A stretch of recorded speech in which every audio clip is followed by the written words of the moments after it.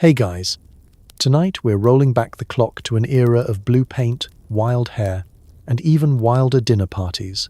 The world of the ancient Celts, not the sanitized, Lucky Charms and cozy sweaters Celts.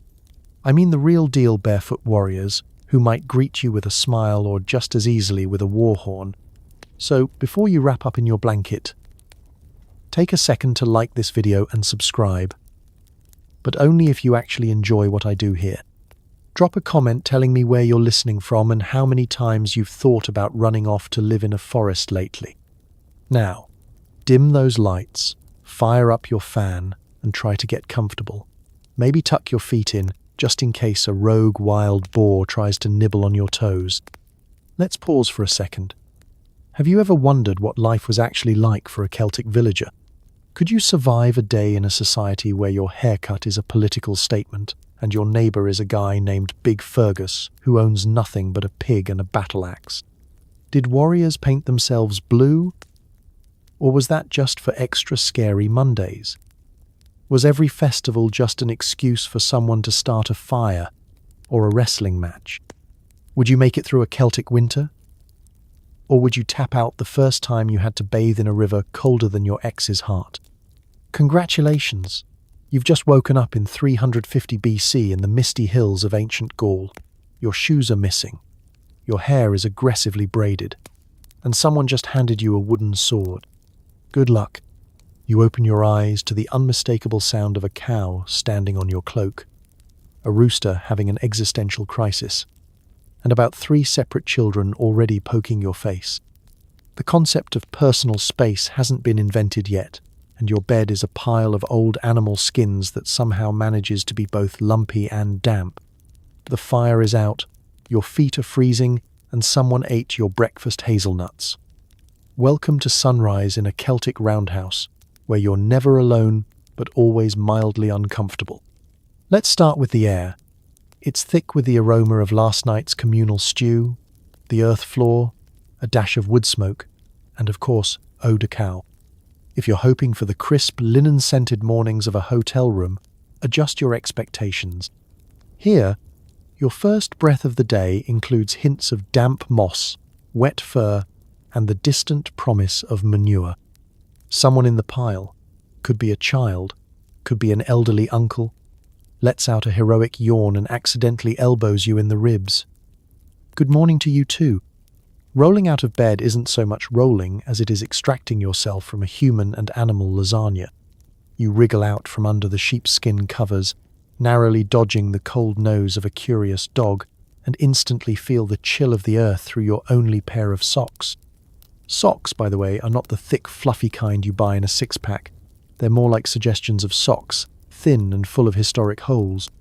The fire that once bravely resisted the night is now a sad collection of grey ash, doing its best impression of a modern heating bill, a source of resentment and regret. Your roundhouse is not a mansion. It's one big room, thatched roof above, mud and wattle walls all around, and about a dozen of your favourite, or least favourite, people within arm's reach. There's no bedroom, there's no living room, there's just tax room. If you want privacy, you're out of luck. Unless you can convince the livestock to look away, even your bed is community property. The youngest children, still half asleep, use your leg as a pillow, while a goat with 0 boundaries is already nibbling on your hair. The sounds of the village are relentless and weirdly intimate. The rooster has been up since before sunrise, having what sounds like a spiritual crisis outside the front door. Next comes the familiar groan of the big family cow, who's decided your cloak is the perfect place to stand. In a Celtic household, animals are not just pets, they're co-tenants. The cow brings heat in winter, milk in summer, and a unique brand of cowfoot on the face alarm that's never caught on outside of Iron Age Europe. Someone mumbles about lighting the fire. Lighting the fire is everyone's job and no one's job. Tinder is precious, dry sticks are currency, and nobody wants to be the one who accidentally smothers the flame with last year's damp moss. There's always one person loudly suggesting better fire lighting techniques, usually the one who set their own sleeve on fire last week. The group effort to rekindle the hearth is accompanied by an enthusiastic chorus of suggestions, warnings, and giggles from the children, who are all suddenly helping by hiding the good kindling. And breakfast? Breakfast is an emotional journey. You remember those hazelnuts you set aside for a treat? Gone, vanished. Possibly eaten by a sibling, possibly sacrificed to the spirits, possibly relocated by the family mouse. The big communal cauldron still sits by the ashes, promising at best a ladle of leftover oat porridge, cold, thick, and occasionally crunchy with mystery bits. The only beverage is yesterday's weak ale, which somehow manages to taste both flat and ancient. If you're hoping for a pastry or a fresh cup of coffee, you're 1,000 years too early. By the time the sun is properly up, the entire household is awake. Someone's already asking who left the door open. It was the goat. Again. And someone else is giving you side-eye about the borrowing of their favourite cloak. You stretch, step into the damp morning air, and realise your feet are officially colder than any part of your soul. Welcome to the Celtic morning, where comfort is a group project and nobody remembers who actually owns the blanket. But there's something undeniably magical about it. Sharing warmth, sharing chores, sharing everything. The day is beginning. Your cloak smells like cow, your hair is wild, and you're already 2 chores behind. But you're alive, the fire is coming back. And even though someone ate your hazelnuts, there's a strange peace in the gentle chaos. Congratulations, you survived another Celtic sunrise. Only 14 more hours until bedtime. Forget about closets. Your wardrobe is a heap of wool, leather, and whatever you didn't lose in last week's rainstorm. Getting dressed involves wrapping yourself in enough itchy plaid to terrify a sheep, while wondering if today is the day you'll finally get your own cloak pin and the social status that comes with it. Bonus, you find half a hedgehog in your sleeve, which is probably good luck. Maybe. Clothes, for the average Celt, are less about style and more about strategic layering. The first garment you grab is an ancient linen tunic. Ancient in that you're pretty sure it has survived at least 3 generations and could legally qualify as a family heirloom.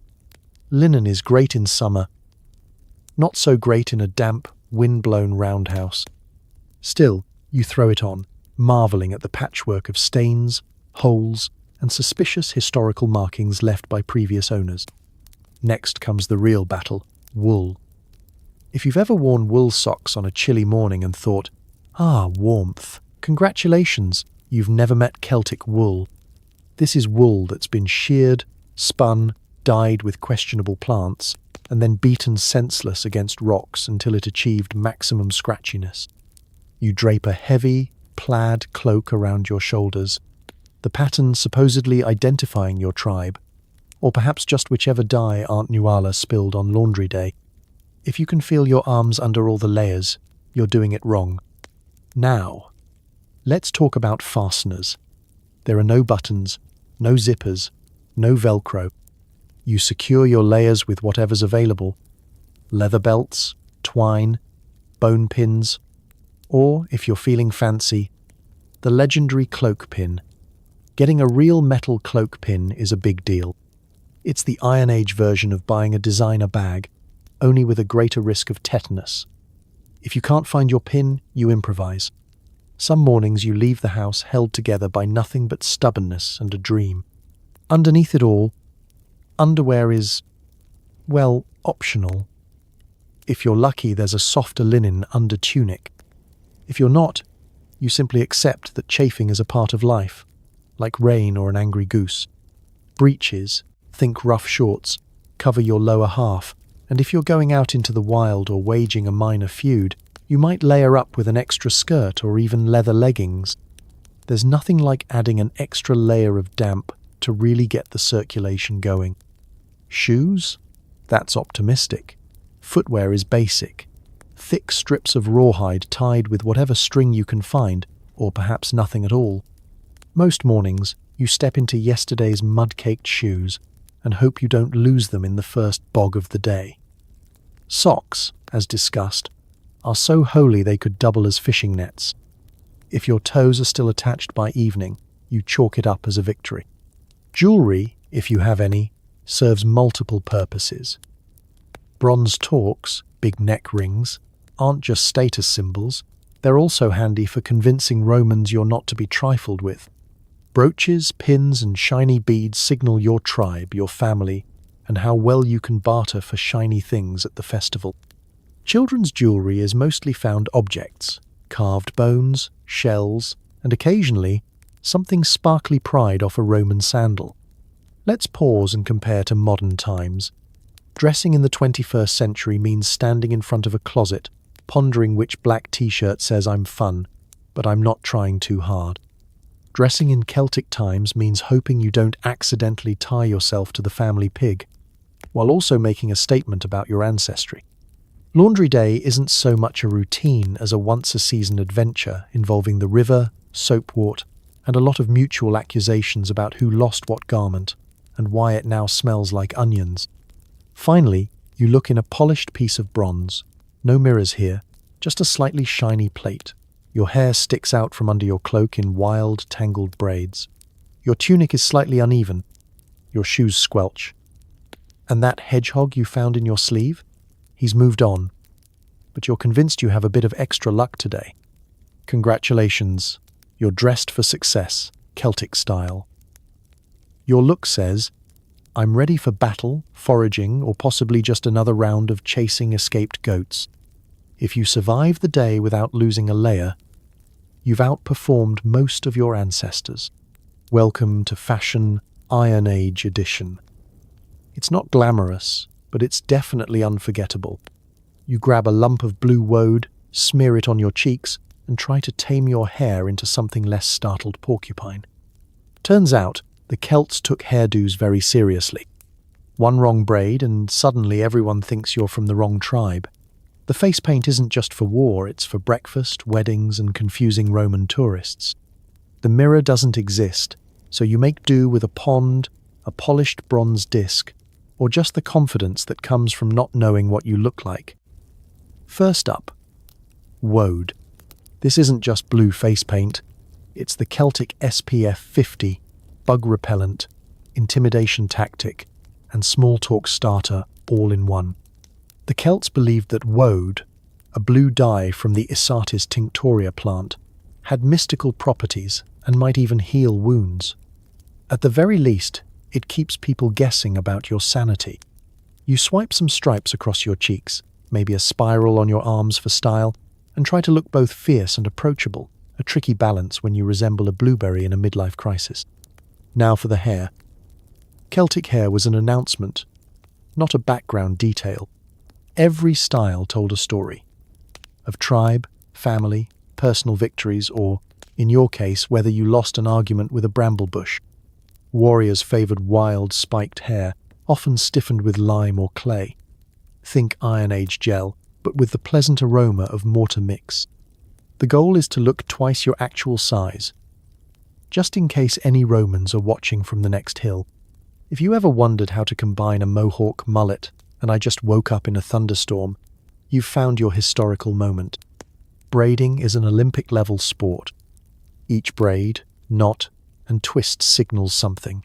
Your role in the tribe, whether you're married, how many cows your family owns, and how long since you last had time to brush. An elaborate, multi-stranded braid might mean you're headed for a festival, or that you're about to be volunteered to herd someone else's goats. If you get it wrong, it's basically the ancient version of accidentally wearing a rival team's jersey into the wrong pub. Expect commentary. Don't forget accessories. Feathers, bones, beads, and even the occasional shiny Roman trinket get woven in for good luck, style, and mosquito-repellent properties probably. If you spot someone with a particularly impressive antler in their bun, they're either very respected or just lost a bet. Kids and teens try to outdo each other with shell ornaments and carved wooden pins. Meanwhile, elders stick to understated dignity, i.e. one braid, one bead, and a face that says, I survived the winter of '84, don't start with me. Social events demand a full makeover. Festivals mean extra paint, maybe a red stripe for celebration, or a spiral for fertility. Try not to pick the wrong symbol and accidentally propose to your neighbour's aunt. Weddings are a riot of hairstyles. Everyone spends hours weaving flowers, herbs, and if you're really dedicated, little bells into their locks. You know it's a big day when you hear the jingling before you see the bride. For warriors, hair and face paint double as psychological warfare. The wilder you look, the more likely it is that your enemies, Roman or otherwise, will hesitate before swinging a sword at you. The Romans were genuinely unsettled by Celtic warriors painted head to toe, hair spiked to the heavens, yelling insults in a language that sounds like you're being hexed by a forest. And that's before anyone even raises a weapon. Of course, some days, you skip the ceremonial stuff and just tie your hair up to keep it out of the communal porridge. But even then, there are rules. Never use the wrong colour ribbon, unless you're trying to start a minor feud, and never borrow a pin without asking, people remember.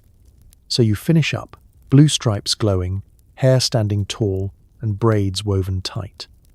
You step out into the village, instantly identifiable by your unique combination of face, art, and hair engineering. You might not know what you look like, but everyone else does, and they have opinions. It's less about vanity and more about survival, status, and sending the right message. I belong here. I know the rules, and yes, I am ready for breakfast or battle, whichever comes first. Congratulations, you're officially styled for another Celtic day. Just remember, next time someone says that's a bold look, it might be both a compliment and a warning. It's time for the most important meal of the day. Whatever is left in the communal pot. If you're lucky, it's warm. If you're unlucky, it's fermented. There's a stale oat cake, a suspiciously crunchy berry, and something that might be a boiled frog. At least the beer is weak enough for children. Probably. The morning meal in a Celtic village is less of a dining experience and more of a daily gamble. You shuffle across the earth floor in your half-frozen socks, already anticipating disappointment, and join the circle forming around the hearth. Breakfast is not served in courses, or even in bowls if you're late, just ladled out into whatever vessel you managed to hold onto during last night's scramble. Crockery is rare, wooden bowls are prized, and woe to the person who has to eat from a hollowed-out turnip because they lost the communal spoon in last week's mudslide. The pot itself is a time capsule of previous meals, a bubbling, occasionally scalded cauldron of whatever was available, edible, or could be made edible with enough boiling. Porridge is the mainstay. It's oats, barley, or whatever grain survived the latest wild pig attack, thickened with water or, on optimistic days, a little goat milk. The consistency ranges from soupy gruel to brick that can be sliced and used as emergency wall filler. Leftover scraps are simply tossed in, so a spoonful of porridge can contain a full day's surprises, a nut, a sprig of wild garlic, and yes, the odd tadpole, high in protein if you're brave.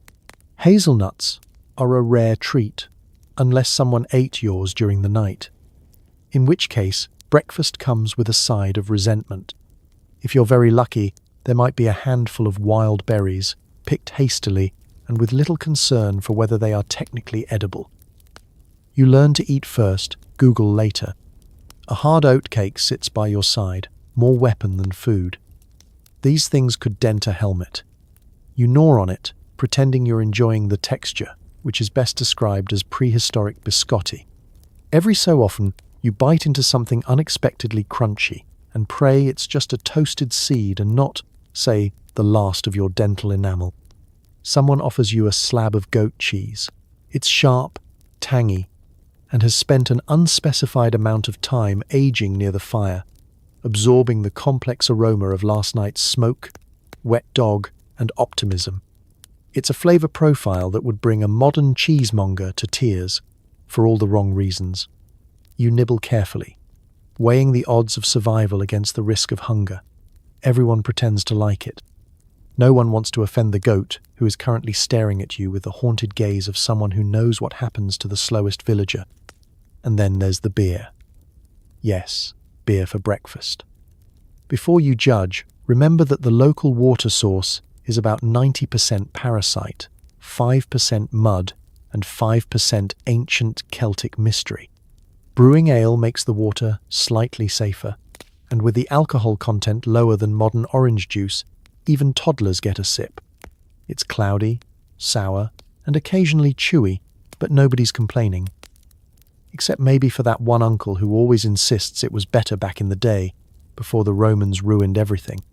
Breakfast is a social event. Everyone squeezes together for warmth, trading gossip, arguments, and the occasional elbow. Conversation topics include who's to blame for the missing spoon, what that weird noise was in the night, and who's responsible for the suspicious frog in the stew. There's always someone bragging about a superior berry haul, someone else loudly declaring they actually like the crunchy oatcake, and a child trying to sneak a second helping by pretending to be their own cousin. If you're looking for privacy, you won't find it here. Breakfast is communal, chaotic, and slightly competitive. No one gets up from the fire until the last scrap is eaten, the pot is cleaned-ish, and everyone's taken a swig of ale to chase down the porridge. If you're still hungry, you eye the hazelnut stash and contemplate petty theft, which is basically a breakfast tradition. By the end, you're full, sort of. Your teeth hurt, your stomach is skeptical, and you're pretty sure that berry wasn't actually a berry. But you're fueled up, ready to tackle another Celtic day, and, most importantly, still alive. You can always hope for better luck at lunch. Personal hygiene in Celtic society is simple. Find a river, jump in, try not to scream. The water is so cold it could legally be classified as a weapon, and you're sharing it with the village pigs. Bath time doubles as social hour, so don't be shy. Just ignore the eels and the judgmental trout. Step 1. Accept that hot bath is a concept for another millennium. There are no tubs, no candles, and certainly no lavender bath bombs. Your bathroom is the nearest stream, shaded by ancient oaks surrounded by moss, and liberally decorated with sharp rocks. You clutch your best linen rag, a bar of homemade soap, the colour of regret, and trudge down to the bank, already shivering in anticipation. Privacy, as with most things Celtic, is communal. You don't get a serene solo spa moment. No, you get the entire extended family, 3 neighbours, the blacksmith, and at least 1 chicken. Everyone bathes at once, because if you go alone, that's when the river spirits get you. Or so says Aunt Riona, who suspiciously always manages to forget her turn in winter. You dip a toe in and immediately reconsider all your life choices. The river is less refreshing and more glacial shock therapy. Even in summer, the water is cold enough to convince you you're suddenly wide awake, despite only sleeping 4 hours on a pile of sheepskins. The bravest souls launch themselves in with a yell. The rest inch in with the kind of facial expressions usually reserved for tax season. There's a certain technique. Breathe in, dive fast, and hope your heart keeps up. The icy water steals your breath, tightens your muscles, and delivers a sensory experience you won't forget. You scrub quickly with a wad of moss or a chunk of lye soap that may or may not be older than you are. Soap, if you're lucky enough to have any, is a homemade affair, a pungent blend of animal fat and wood ash. It cleans, sort of. It also leaves you smelling faintly like smoked bacon.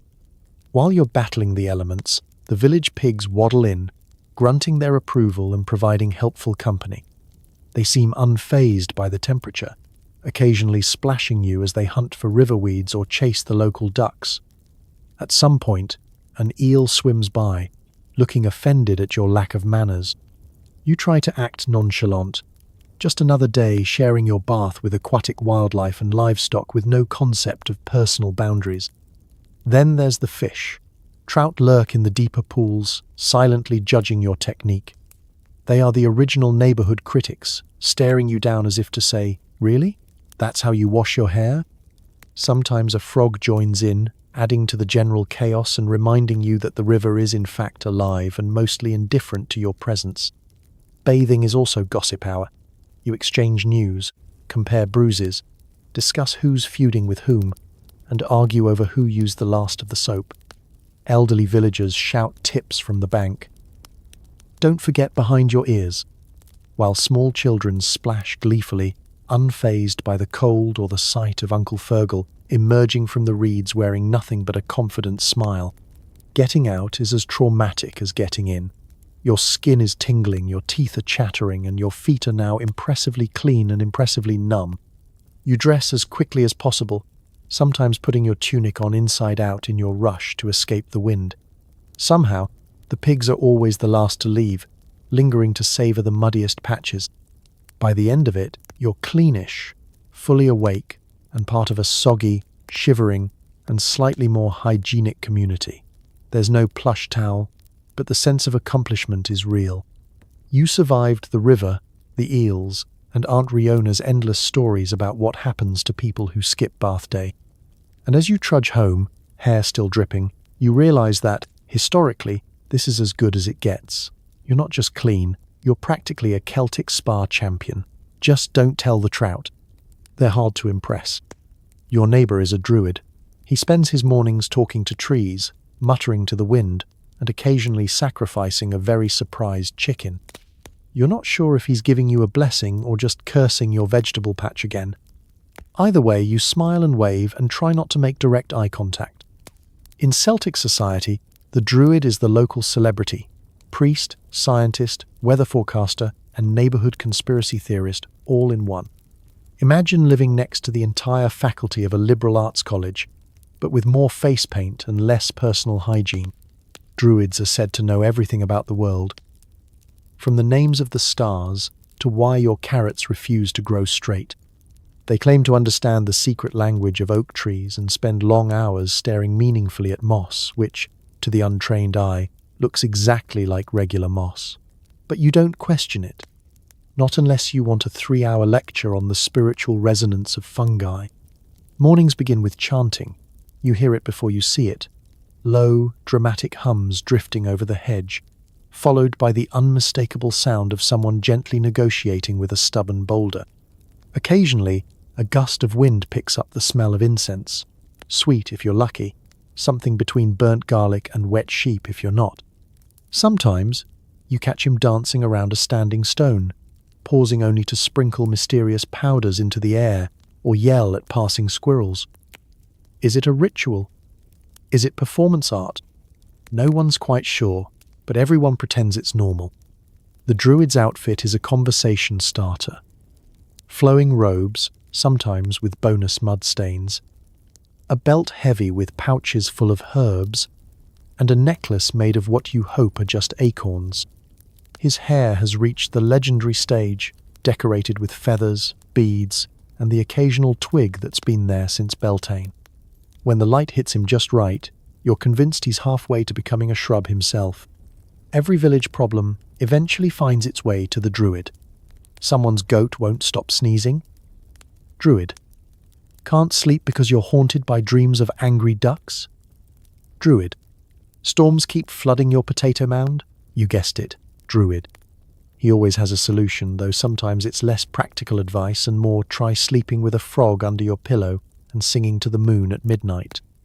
No one knows if it works, but it's easier to comply than to argue. Then there are the sacrifices, offerings to the spirits of harvest, health, or general not dying. Chickens, eggs, honey, and sometimes a perfectly good loaf of bread vanish into the sacred grove, never to be seen again. You suspect most of these sacrifices end up as spiritual snacks for the druid, but tradition says you can't ask.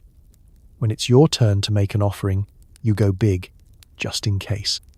After all, a happy druid is less likely to accidentally curse your rutabagas. Socializing with a druid is an art form. You want to be respectful but not overly familiar. You want their wisdom but also want to keep your cat from being borrowed for ritual purposes. Druids love to explain the cycles of the moon, interpret cloud patterns, and give passionate monologues about why oak trees are better than ash. You nod, smile, and mentally plan your escape route.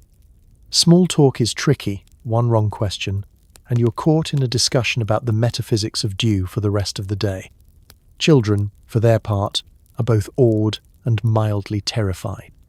The druid is the source of fantastic stories, shape-shifting heroes, talking birds, and magical cauldrons, but also the local boogeyman if you're late for chores.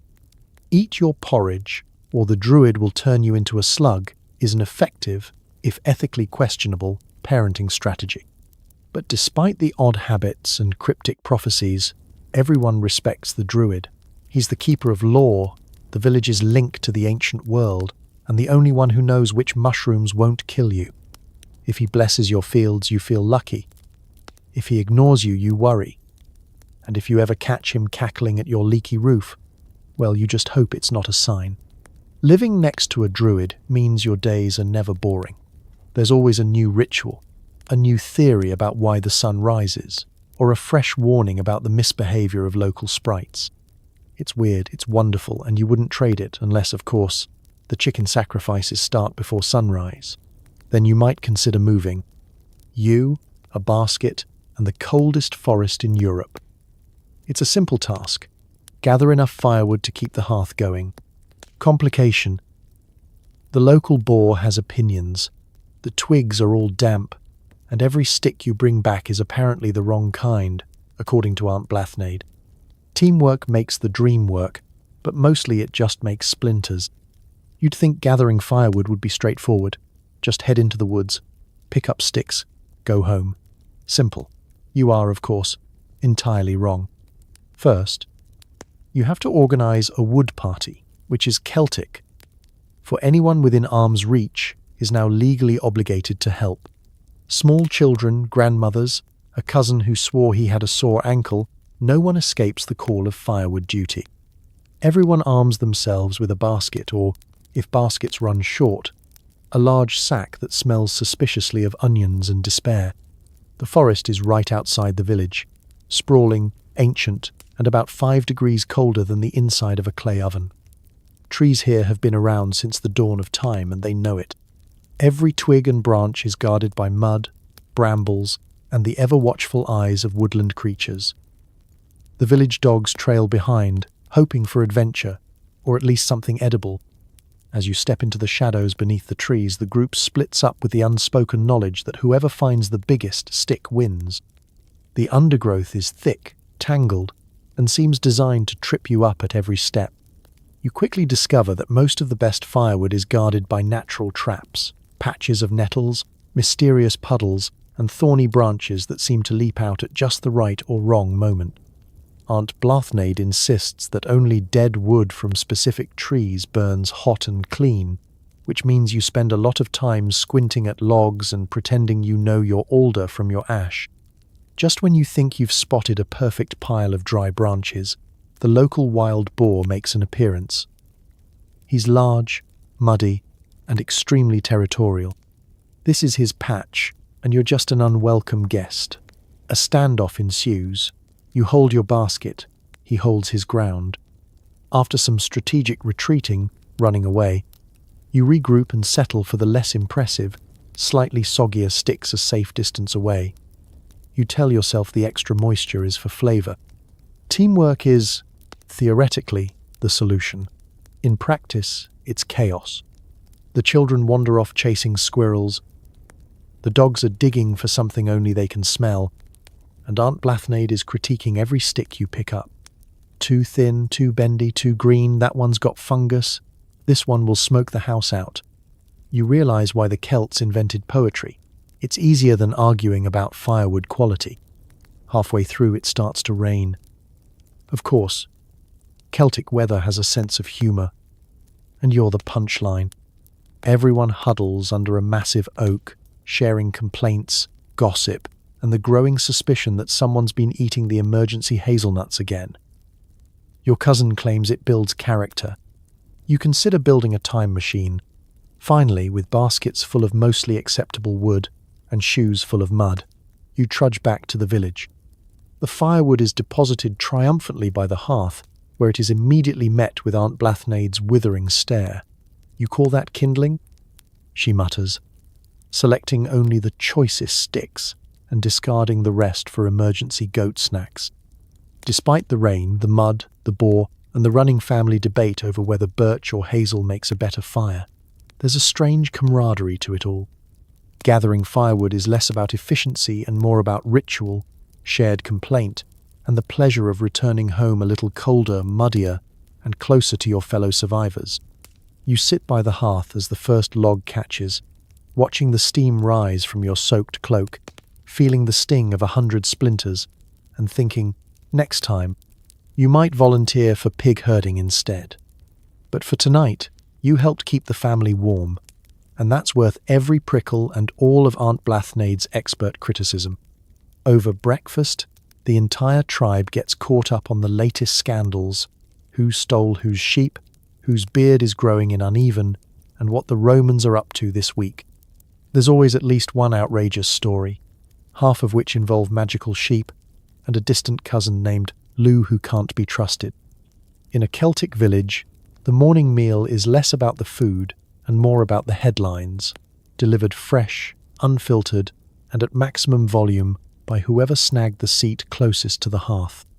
The roundhouse hums with the sound of slurped porridge and juicy rumour. You'd think without a newspaper, the news cycle would be slow.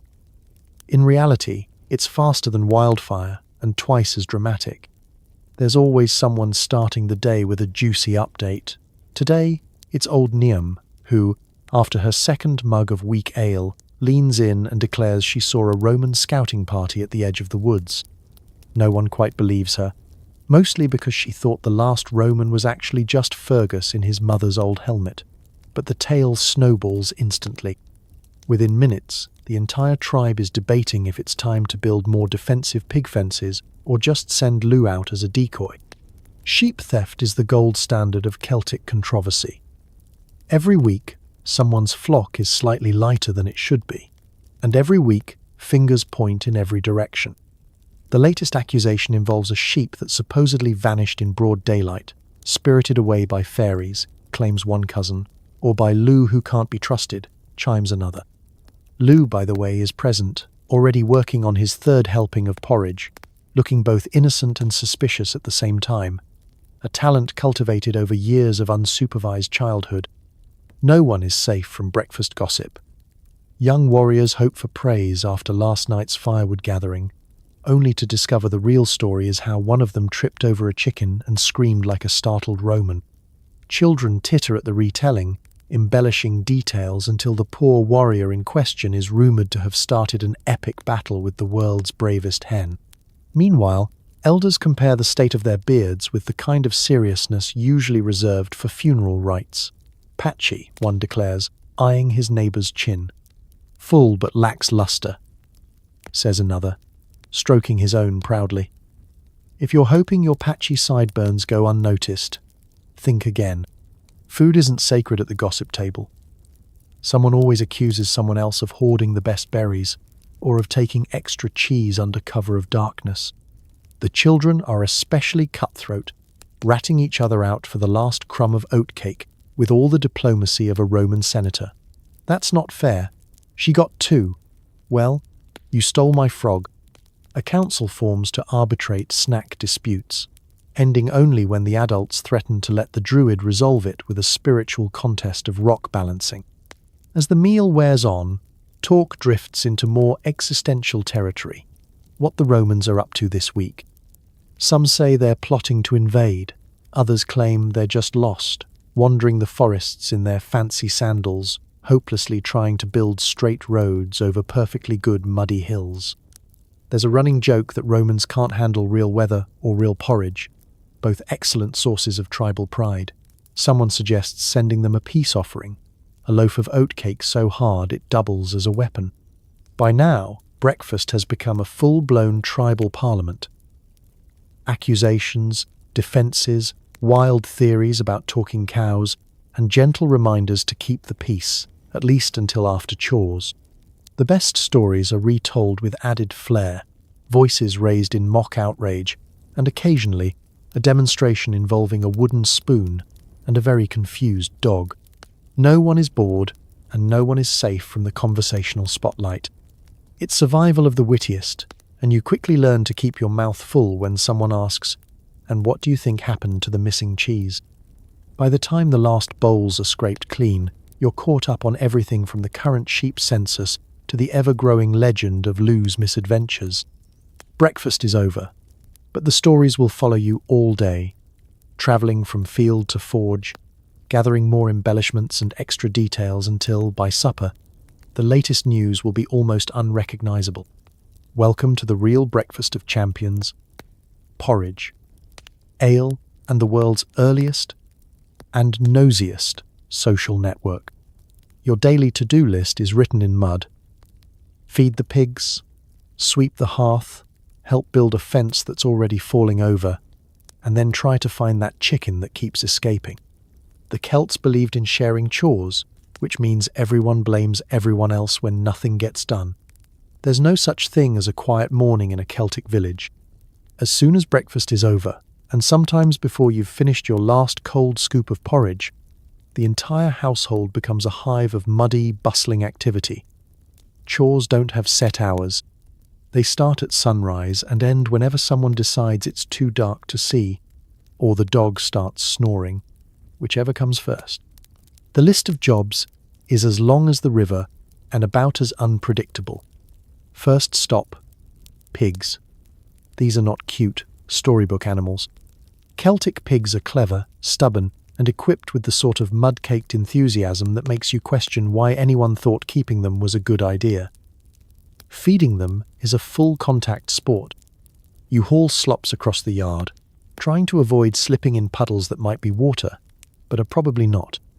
The pigs know the routine and greet you like long-lost family, loud, demanding, and completely uninterested in your personal space. You dump the bucket, leap back, and hope today isn't the day a pig decides your shoes look edible. Next, the hearth. Sweeping out last night's ashes is less about cleanliness and more about making room for the next round of accidental fires. Every home comes with a broom, usually homemade and shedding bristles faster than a dog in summer. As you sweep, small children helpfully spread new dirt behind you, convinced they're part of the solution. Meanwhile, the family goat saunters through, trailing a cloud of hay and mischief. Then there's the fence. No one really remembers when it was first built, but everyone agrees it was better back then. Now, it leans at angles only a mathematician could appreciate. Repairs involve lashing together bent sticks, muttering about how the Romans don't have to deal with this, and recruiting anyone with hands big enough to hold a stick and patient enough to tolerate Aunt Blathnade's running commentary. Not like that. Tighter, higher, with more enthusiasm. If you're lucky, the end result will survive until the next strong breeze or passing sheep decides it's time for a jailbreak. Finding the chicken is a game that never ends. This bird is a master of escape and camouflage, able to vanish the moment you look away. Every day, there's a chorus of, "Has anyone seen the chicken?" followed by a village-wide hunt through bushes, under carts, and sometimes, embarrassingly, inside someone's cloak. When you finally spot her, she acts surprised to see you, as though you're the one trespassing. Capture involves stealth, luck, and the willingness to bribe her with last night's leftover oatcake. Other tasks appear like pop-up ads in your day, collecting eggs, hauling water from the stream, which is always further than you remember, and pulling weeds from the family's patch of future turnips. If you're very unlucky, today is the day for washing clothes. A thankless process involving river water, pounding fabric with a stick, and the strong suspicion that nothing will ever truly be clean again.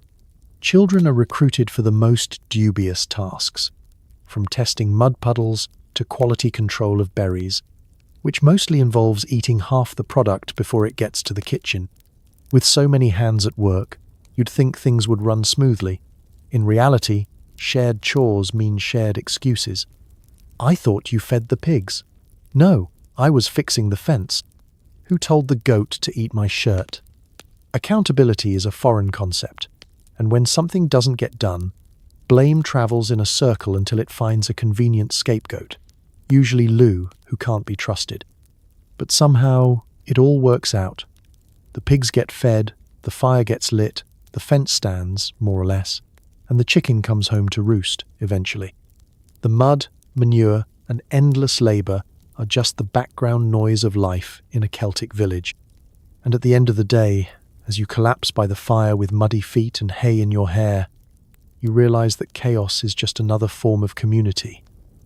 In its own messy way, it's almost perfect. Lunchtime. Time to forage for edible plants, dig up ancient turnips, and hope you don't grab something toxic. The communal pot bubbles with suspicious roots, a handful of wild garlic, and maybe some venison if the hunters got lucky. You're still finding last year's acorns in your stew.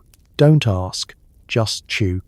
Celtic food prep is not for the faint of heart or delicate of palate. There's no recipe book, just ancestral wisdom, enthusiastic guessing, and a deep trust in your own ability to tell edible from deadly. Step 1. Assemble a foraging party.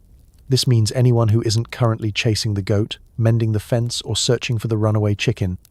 Armed with baskets and the kind of optimism only found in people who have never actually eaten wild mushrooms, you head into the hedgerows. Foraging is a full contact sport. You trudge through mud, thorns, and fields that have seen better millennia, eyes peeled for anything green that isn't aggressively spiky. Edible plants are everywhere, if you know where to look. Wild sorrel, nettles, garlic, berries of indeterminate toxicity, and the occasional mushroom, which you hope is the good kind, and not the see your ancestors at lunchtime kind. Older villagers can spot a meal at 50 paces, while children gather anything that looks interesting and deposit it all, proudly and with zero regard for whether it's technically food. Back in the roundhouse, food prep begins. First up, turnips. Celtic turnips have survived generations, droughts, and at least 3 family feuds. They are not easily impressed. You hack them out of the earth with a stick, rinse off the worst of the dirt, and dice them into uneven chunks. Texture is, after all, just a suggestion. The pot is already bubbling over the hearth, filled with water from the stream and whatever was left over from breakfast.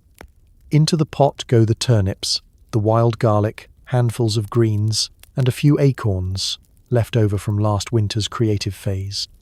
If the hunters have had luck, and luck is usually measured by whether or not the boar got away again, there may be a strip of venison or rabbit. It's tough, gamey, and, if you're really fortunate, mostly free of arrowheads. Meat is a luxury, so everyone gets a taste. Most of the time, though, you settle for whatever protein you can get: peas, beans, or the occasional unfortunate frog, which has been added to the stew by someone experimenting. Every Celtic child grows up learning not to ask questions about what's in the communal pot. You just chew and hope for the best. Seasoning is simple and brutal. Salt is precious, kept under lock and key, measured out with the kind of ceremony normally reserved for druidic rituals. If there's any left, it goes in the stew. Otherwise, you flavor your food with wild onions, garlic, or whatever aromatic twigs Aunt Neum insists are perfectly safe. Occasionally, someone finds a leftover lump of lard, which is dropped into the pot to add a richness that mostly tastes like last week's bacon and hope. As the stew bubbles, everyone gathers around, tossing in their foraged finds, critiquing the turnip dice, and arguing over who gets the last acorn. Cooking is communal, noisy, and endlessly creative. The pot never truly empties. Today's lunch becomes tomorrow's base, the flavors deepening, evolving, and sometimes developing a texture scientists would later define as unrepeatable. There is a sacred tradition of never cleaning the pot all the way, as superstition claims the best meals come from a little taste of yesterday. Finally, the food is ready. Ladled out into wooden bowls, the stew is steaming, earthy, and full of surprises. Some bites are nutty, some are bitter, some are crunchy. No one admits what that crunch might be. The youngest child always claims to have found a lucky acorn, and everyone else politely ignores the fact that lucky in this case means not a pebble. As you eat, you're grateful for the company, the fire, and whatever strange magic keeps the stew and you going. You finish your meal with a little more energy, a little less curiosity about ingredients, and the growing sense that in a Celtic kitchen, you really are what you eat, mostly turnips, a handful of garlic, and the faint taste of adventure. And yes, you're still finding acorns in your stew. Some things never change. Beer isn't just for fun, it's basically how you stay hydrated. The village brewer is part scientist, part local wizard, and entirely unbothered by regulations. The ale is sour, cloudy, and contains mystery floaties that are probably extra protein. Cheers. Let's be clear. In Celtic life, water is suspicious, beer is essential, and everyone from toddlers to grandmas gets a sip. If you think starting your day with coffee is a modern necessity, try waking up in a world where your local stream doubles as the community laundry, pig bath, and, on bad days, emergency latrine. The only thing that separates you from a wild case of explosive regret is the magic of fermentation. The village brewer, officially revered, unofficially a bit terrifying, works at the edge of town in a hut that always smells of sweet grain, yeast, and old secrets. The brewing process is both art and accident. Every batch starts with whatever grain survived the winter. Barley, oats, rye, maybe a pinch of wheat if the harvest gods are feeling generous.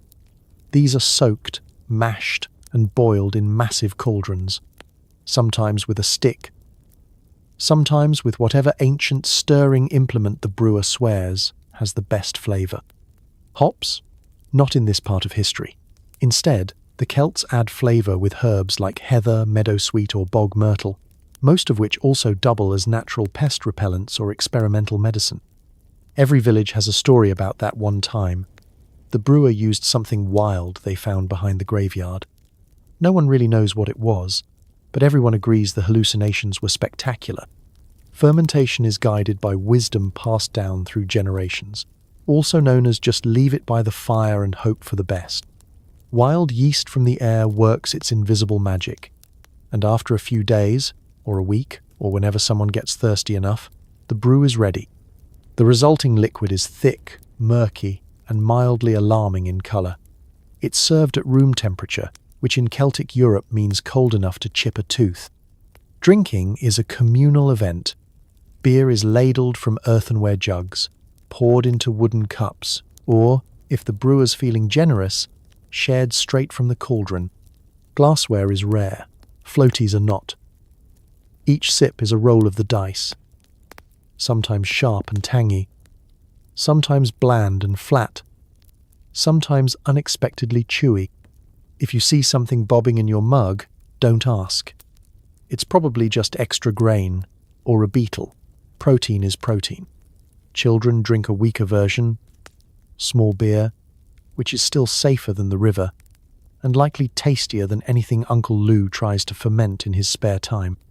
Elders claim beer is the secret to longevity, though it might just be the mild numbing effect that helps you forget how damp your socks are. The village brewer's reputation is everything. A good batch, and you're a hero, praised at every feast, asked to bless weddings, maybe even excused from pig herding. A bad batch, and you'll never hear the end of it. There's always someone complaining that the old brewer used more heather, or that the ale used to sparkle in the moonlight. A truly catastrophic brew can be used as a gentle form of punishment. Upset the druid? Looks like you're on experimental ale duty for a month. Beer is currency, medicine, comfort, and entertainment all in one foamy, suspiciously lumpy package. At every festival, mugs are raised, songs are sung, and someone inevitably tries to drink straight from the cauldron, usually ending with a lecture from Aunt Blathnade and a lot of giggling from the children. If you ever find yourself thirsty in a Celtic village, just remember, the beer may be sour, but at least it's not river water. Take a sip, try not to chew, and toast to the brewer. Part magician, part risk-taker, and the only person standing between you and a long, unpleasant relationship with the local healer. Slainte. Every other week, it's apparently time for a festival. That means bonfires, frantic flute playing, and at least 3 people ending up in the river. Someone's lost a pig, someone else found a new way to play the drum, and every dance looks like a contact sport. Good luck finding your shoes afterward. If you're wondering whether ancient Celts invented the phrase, work hard, play harder, you're not alone. Festivals are woven into the rhythm of village life, part religious ritual, part excuse to forget how many turnips you've eaten this month. The calendar is packed with celebrations for every occasion. New moon, full moon, halfway to the next moon, successful piglet birth, or just because the weather's finally less damp than your socks. If you miss a festival, don't worry. There's another coming up in, 2 or 3 days. Preparations start early. The roundhouse is a whirl of activity. Someone is stringing garlands of flowers, or, in winter, dried thistles, while others argue over who gets to light the bonfire. The druid, naturally, is in charge of official blessings, pacing the field and muttering about omens while surreptitiously checking the beer supplies. Aunt Blathnade declares herself chief of snacks and begins boiling anything that can be boiled. Children are pressed into service as runners, carrying messages, baskets, and occasionally each other when the excitement gets the better of them. The centerpiece of every festival is the bonfire. It's less of a fire and more of an ongoing attempt to impress the gods by not setting the village on fire. Piles of wood and brush are built higher than the tallest cousin, and everyone's got an opinion about which logs burn brightest and which unlucky soul has to guard the flames from wandering livestock. Lighting the fire is a sacred duty, and also an annual source of singed eyebrows and stories that will haunt you for years. As dusk falls, the village gathers, everyone dressed in their festival best. Cloaks pinned with the family's least rusty brooch, hair woven with flowers or feathers, and the faint whiff of wood smoke mixing with wild garlic. The music begins, a wild, joyful clash of drums, flutes, lyres, and whatever else can be struck, plucked, or banged on rhythmically. It's traditional, it's loud, and it gets louder with every jug of ale passed around. Dancing is not for the faint of heart. Forget graceful waltzes. Celtic festival dancing is somewhere between enthusiastic wrestling and communal exercise. The steps change with every song, often decided in the moment by whoever is loudest, tallest, or most insistent. It's a sweaty, muddy, elbow-filled mess, and that's before someone inevitably slips and takes half the village down with them. If you manage to finish the night without grass stains, you weren't trying hard enough. Then there are the games, feats of strength, speed, and sheer nerve. Log tossing, wrestling matches, foot races through the mud, and, of course, the Find the Pig challenge, which no one ever wins, but everyone enjoys. Prizes range from a new cloak pin to the honor of leading next week's firewood expedition, a prize so dubious it feels suspiciously like a chore. Food is everywhere. Slabs of bread, hunks of cheese, mysterious pies, and wild berry cakes. The beer and mead flow freely. Even the druid loosens up, abandoning cryptic prophecies in favor of off-key singing and unsolicited toasts to the health of everyone's goats. As the night deepens, festival chaos turns glorious. Lost shoes, found friendships, questionable new dances, and 1 or 2 people sleeping next to the still warm bonfire, using a sheep as a pillow. The river is by now full of cold, giggling villagers cooling off after one too many reels. Shoes, dignity, and at least one musical instrument have vanished until morning. By sunrise, the field is a patchwork of snoozing dancers, empty cups, and gentle laughter. The festival is over, for now. The chores, the mud, and real life will start again soon. But for a night, at least, you are part of the music, the fire, and the joyful, muddled, magical mayhem of Celtic celebration. And if you never do find your left shoe, you can be sure someone will bring it up at the next festival, probably in song form, with added details and a chorus. 1 minute you're weeding carrots, the next you're being told to grab a spear and look scary. The local chieftain is feuding with the next village over something called ancient grievances, which mostly involve stolen cows and insults about grandmothers. Time to put on your war face, which means even more blue paint. Celtic warfare doesn't wait for convenient scheduling. Battles are called at a moment's notice, often right in the middle of everyday chores. You might still have mud under your fingernails and turnip peels stuck to your tunic when the horn sounds. No one cares. It's time to drop everything and assemble, which in Celtic terms means yelling for everyone in earshot and sending the kids to chase down that one cousin who always just went foraging when work appears. Preparation is equal parts panic and pageantry. You grab your weapon, anything from a proper iron-tipped spear to a convincing stick you borrowed from the woodpile. Shields are round, wooden, and decorated with symbols meant to strike terror into the enemy, or, at the very least, distract them for a few precious seconds. The real showstopper, though, is the blue woad paint. You smear it on your face, arms and legs in wild, swirling patterns, trying to look ferocious. Mostly, you just look cold and a bit like someone's failed art project. Blue paint is serious business. According to the elders, it's more than decoration. It's a mystical barrier against enemy weapons and bad luck. You're not entirely convinced, but you go along because nobody wants to be the only warrior at the skirmish looking unfinished. The more elaborate the design, the more respected you are, or the more time you spent hiding from Aunt Blathnaid's endless questions about your love life. There's always that one guy who goes overboard and paints himself blue from head to toe. No one wants to stand next to him in the lineup. Once everyone is painted, armed, and slightly itchy, the chieftain gives a speech. The content varies. Sometimes it's a rousing call to defend family honor.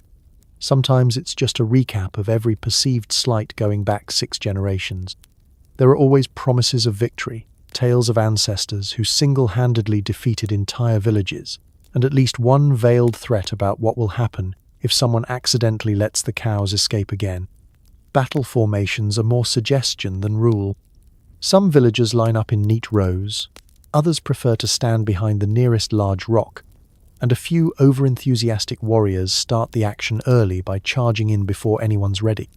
The start of the fight is announced with wild cries, clashing weapons, and the dramatic entrance of someone who forgot to put their shoes on. Historians would later call it organized chaos. The Celts just call it Tuesday. Actual combat is a blur. Spears clash, shields are battered, and insults fly as fast as arrows. Most disputes end with shouting, a bit of shoving, and an agreed-upon exchange of livestock, or a promise never to mention the cabbage incident again. Fatalities are rare, bruised egos and grass. Stained tunics are far more common. The goal is to look scary, make noise, and remind the neighbouring village not to mess with your turnip patch. Victory, when it comes, is celebrated with a lot of yelling, high fives, or the ancient Celtic equivalent, and some quick negotiations over who gets to claim the prize cow. Losers trudge home with colourful excuses, blaming slippery mud, trick knees, or the distracting presence of that one blue guy. There are always a few minor injuries, nothing a splash of ale and some sage advice from the village healer can't fix. After the excitement dies down, everyone goes back to their chores, now with extra stories to share at the next breakfast. The blue paint lingers for days, a badge of honour and a handy excuse for why you're late to help with the fence. You survived Celtic warfare. Your spear is slightly bent, your tunic smells like fear and woad, and you're already dreading the next ancient grievance. Welcome to the Iron Age, where a carrot patch can lead to battle, and looking scary is half the job. Your village is run by a chieftain who may or may not own pants. He makes decisions by shouting, throwing feasts, and occasionally solving disputes by wrestling. Elections are less democracy and more who yells loudest and owns the largest stick. You have questions, no one has answers. Being a Celtic chieftain isn't for the faint of heart, or for anyone who prefers paperwork to public performance. In a world with no HR department, the chieftain's daily schedule is a rotating carousel of crisis management, motivational speaking, and enthusiastic yelling. His office is the fire pit at the center of the village, and meetings are conducted at full volume, with at least 3 people talking over him at all times. If you're picturing a calm, wise elder presiding over a respectful circle, adjust your expectations. The chieftain is part king, part referee, and part hype man, running the show with a combination of charisma, intimidation, and, when all else fails, creative bribery. Decision-making is a public sport. Want to settle a boundary dispute? Expect a lengthy debate involving 4 cousins, 2 grandmothers, and the entire pig herd as witnesses. The chieftain listens, sort of, then makes a ruling that's equal parts common sense and personal whim. Sometimes, the official solution is simply to throw a feast and let everyone's grievances dissolve in a haze of meat and mead. Other times, the matter is settled with a friendly, or not so friendly, wrestling match, where the winner claims the disputed patch of turnips and, more importantly, local bragging rights for the week. Laws, such as they are, exist mostly as guidelines, broad principles like don't steal your neighbour's cow unless you're really sneaky, or all goats are village property until proven otherwise. The chieftain's job is to interpret these laws on the fly, often with a healthy dose of favouritism and an eye toward keeping the peace, or at least keeping the noise down enough so he can nap in the afternoon. Serious crimes, like poaching or disrespecting the druid's beard, might earn you a stern lecture, a forfeit of your best cloak, or, in extreme cases, an awkward public apology accompanied by ritualized grovelling. The chieftain's leadership style is hands-on. When he's not resolving disputes or presiding over festivals, he's out in the fields with everyone else, sometimes leading the work, sometimes just providing commentary. He's the first to volunteer for dangerous jobs, like negotiating with rival villages or convincing the boar to leave the berry patch, and the last to admit when something goes wrong. That was a strategic retreat, not a panic. Anyone could have dropped the breadbasket. Succession planning is an adventure in itself. There are no ballots, no term limits, and certainly no exit interviews. Chieftains usually hold their position until they're too old, too tired, or too out-argued by a younger, louder relative. Would-be successors jockey for position with feats of strength, generosity, or, in one memorable case, interpretive dance. The deciding factor is usually a combination of who can shout the longest and who remembers to bring snacks to council meetings. Personal style varies wildly. Some chieftains prefer elaborate cloaks and glittering talks, while others make a fashion statement by ignoring clothing entirely from the waist down. This creates frequent wardrobe malfunctions and even more frequent gossip at breakfast. Regardless, every chieftain is recognizable by their booming voice, confident stride, and the ever-present crowd of hopeful petitioners and curious livestock following in their wake. Everyday leadership isn't about paperwork, policies, or quarterly goals. It's about presence. The chieftain sets the tone. If he's cheerful, the village laughs. If he's angry, the chickens hide. Motivation comes in the form of heroic tales, exaggerated promises, and occasional threats to eat all the honeycakes himself. Employee feedback sessions happen at the feast table, where praise is handed out as freely as bread, and criticism is drowned in laughter and ale. At the end of the day, you realize the chieftain isn't just a manager. He's the living, bellowing heart of the tribe. There's no complaint form, no complaint box, and certainly no HR department. If you want something changed, you'll have to shout louder, bring a bigger stick, or out-wrestle your neighbor for the right to be heard. And in the morning, when you hear that familiar voice echo across the fields, you know, whatever happens today, it won't be boring. The Celtic tongue is lyrical, complex, and sounds a bit like someone casting spells. You're trying to learn it, but so far you've only mastered the words for pig, beer, and duck. Good enough for most conversations. Learning Celtic isn't like taking a casual evening class. It's more like being dropped in the middle of a druid's fever dream, surrounded by fast talkers, chanting children, and relatives who communicate mainly by shouting across muddy fields. The local dialect changes from valley to valley and sometimes from hour to hour, depending on the weather and how much ale has been consumed. The result? No matter how many times you practice, you're never entirely sure if you've just greeted someone or accidentally challenged them to a duel. The first lesson. Volume matters. Celts are not a people known for subtlety. Conversation begins at lively and rapidly escalates to barn raising.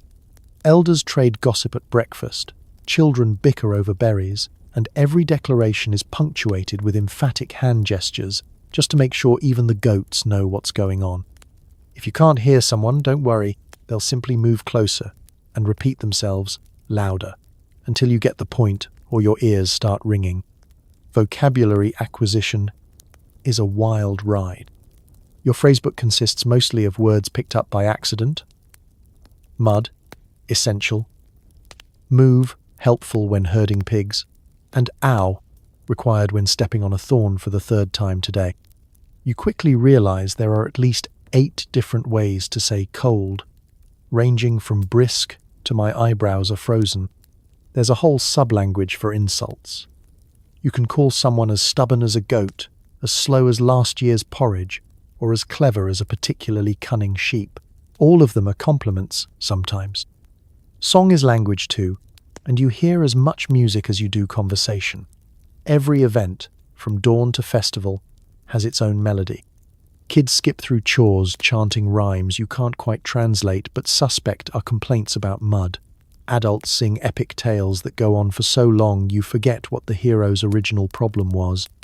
Even chores have a rhythm. There's a song for digging, another for weaving, and a third for chasing chickens, heavy on the percussion.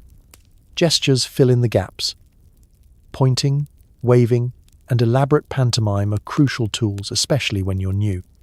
If you want bread, you mime eating. If you want someone to stop, you flap your arms like a distressed goose. Sometimes this works.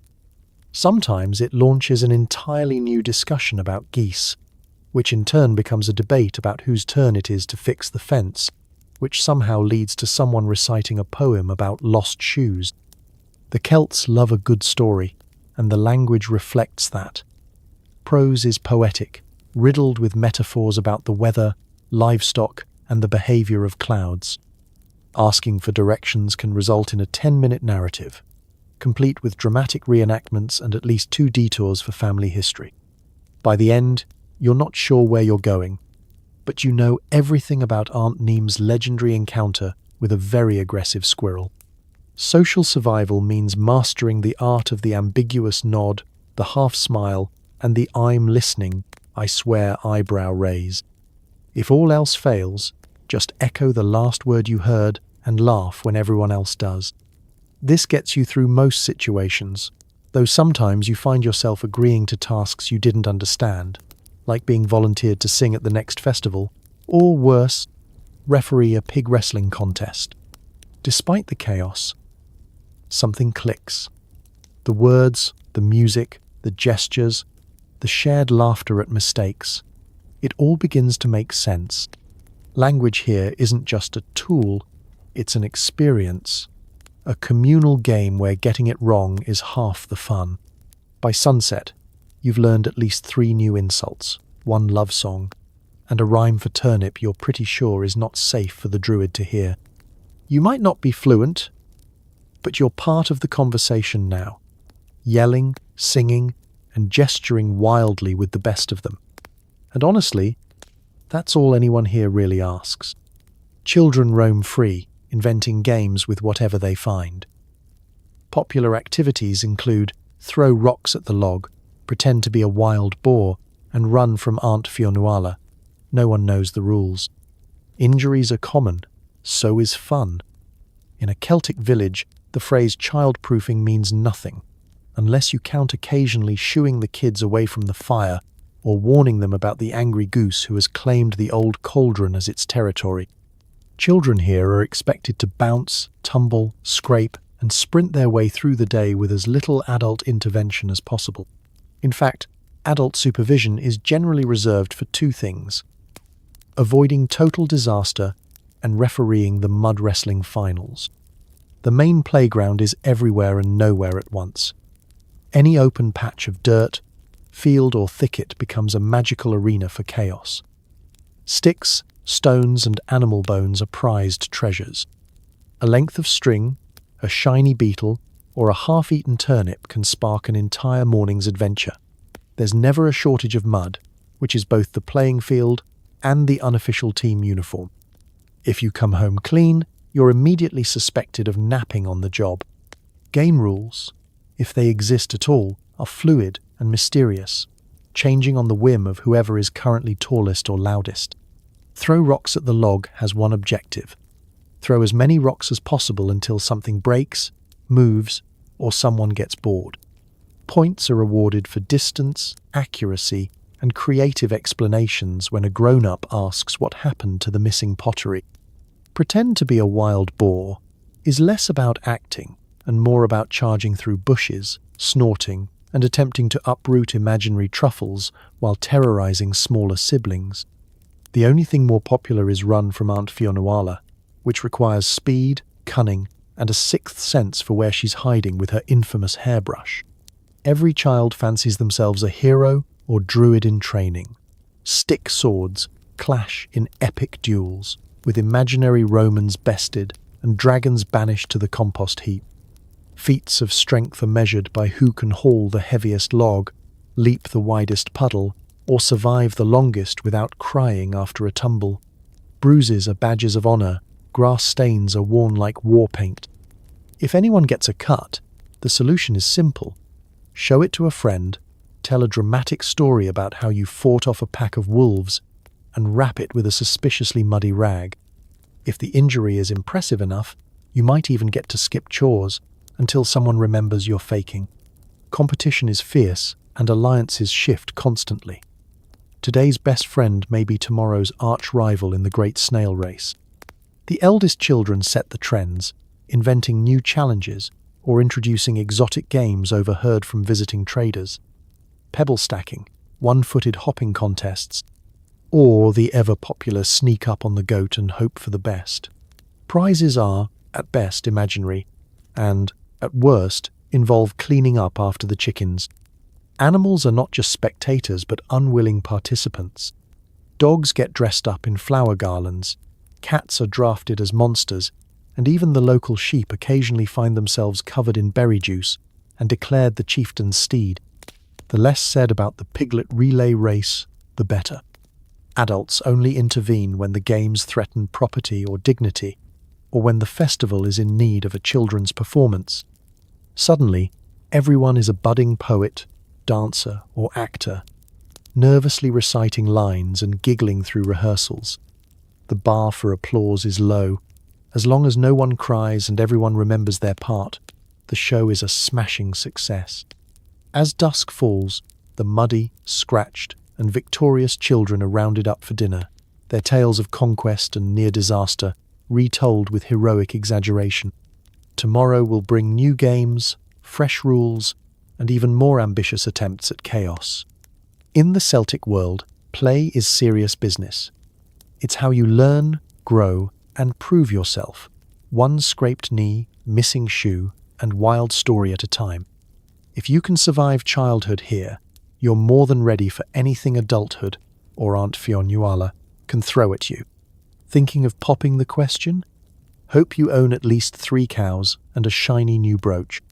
Celtic courtship is less about roses and more about public negotiations, loud family involvement, and being able to carry your betrothed across a swamp without falling in. In the Celtic world, romance is not a private affair. The entire process, from first flirtation to full-blown proposal, is conducted in the open air and with the input of every relative, neighbour, and livestock in a 5-mile radius. Privacy is, as usual, something that happens to other people in different time periods. Here, courtship is a team sport. If you're hoping for a secret moonlit walk, be prepared for a procession that includes your cousins, your intended's grandmother, and at least one curious sheep. The first step in any romantic endeavour is the public display of worthiness. Forget chocolates or poetry. In Celtic society, it's all about livestock, jewellery, and practical demonstrations. Potential suitors parade their best cows, flash their least tarnished brooches, and attempt acts of daring, like climbing the tallest oak or reciting family lineage in one breath. Extra points if you can juggle or play the lyre without dropping either or anyone. Gift giving is essential. A proper present says, "I can provide for you and our future children, plus any goats we accidentally inherit." Cow quantity is a major factor. 3 is respectable, 5 is impressive, and anything in double digits means you'll soon be swamped by enthusiastic in-laws. Brooches, pins, and beads are also traded, sometimes engraved with elaborate symbols, sometimes simply the cleanest one you could borrow from your aunt without her noticing. Family negotiations follow. The phrase awkward conversation with your partner's parents is redefined when both sets of families meet at the roundhouse, along with the druid, who insists on reading omens in the leftover porridge. Terms are discussed, cows are inspected, and someone's uncle always brings up that incident with the runaway goat, which you'd hoped everyone had forgotten. The process is loud, meandering, and sometimes drifts into debates about weather, local politics, or who makes the best oatcakes. Public feats of strength and endurance are a time-honored tradition. In some villages, the suitor is expected to literally carry their beloved across a field, or, for maximum difficulty, a swamp. There's cheering, mudslinging, and at least one aunt offering unsolicited advice on the best way to avoid quicksand.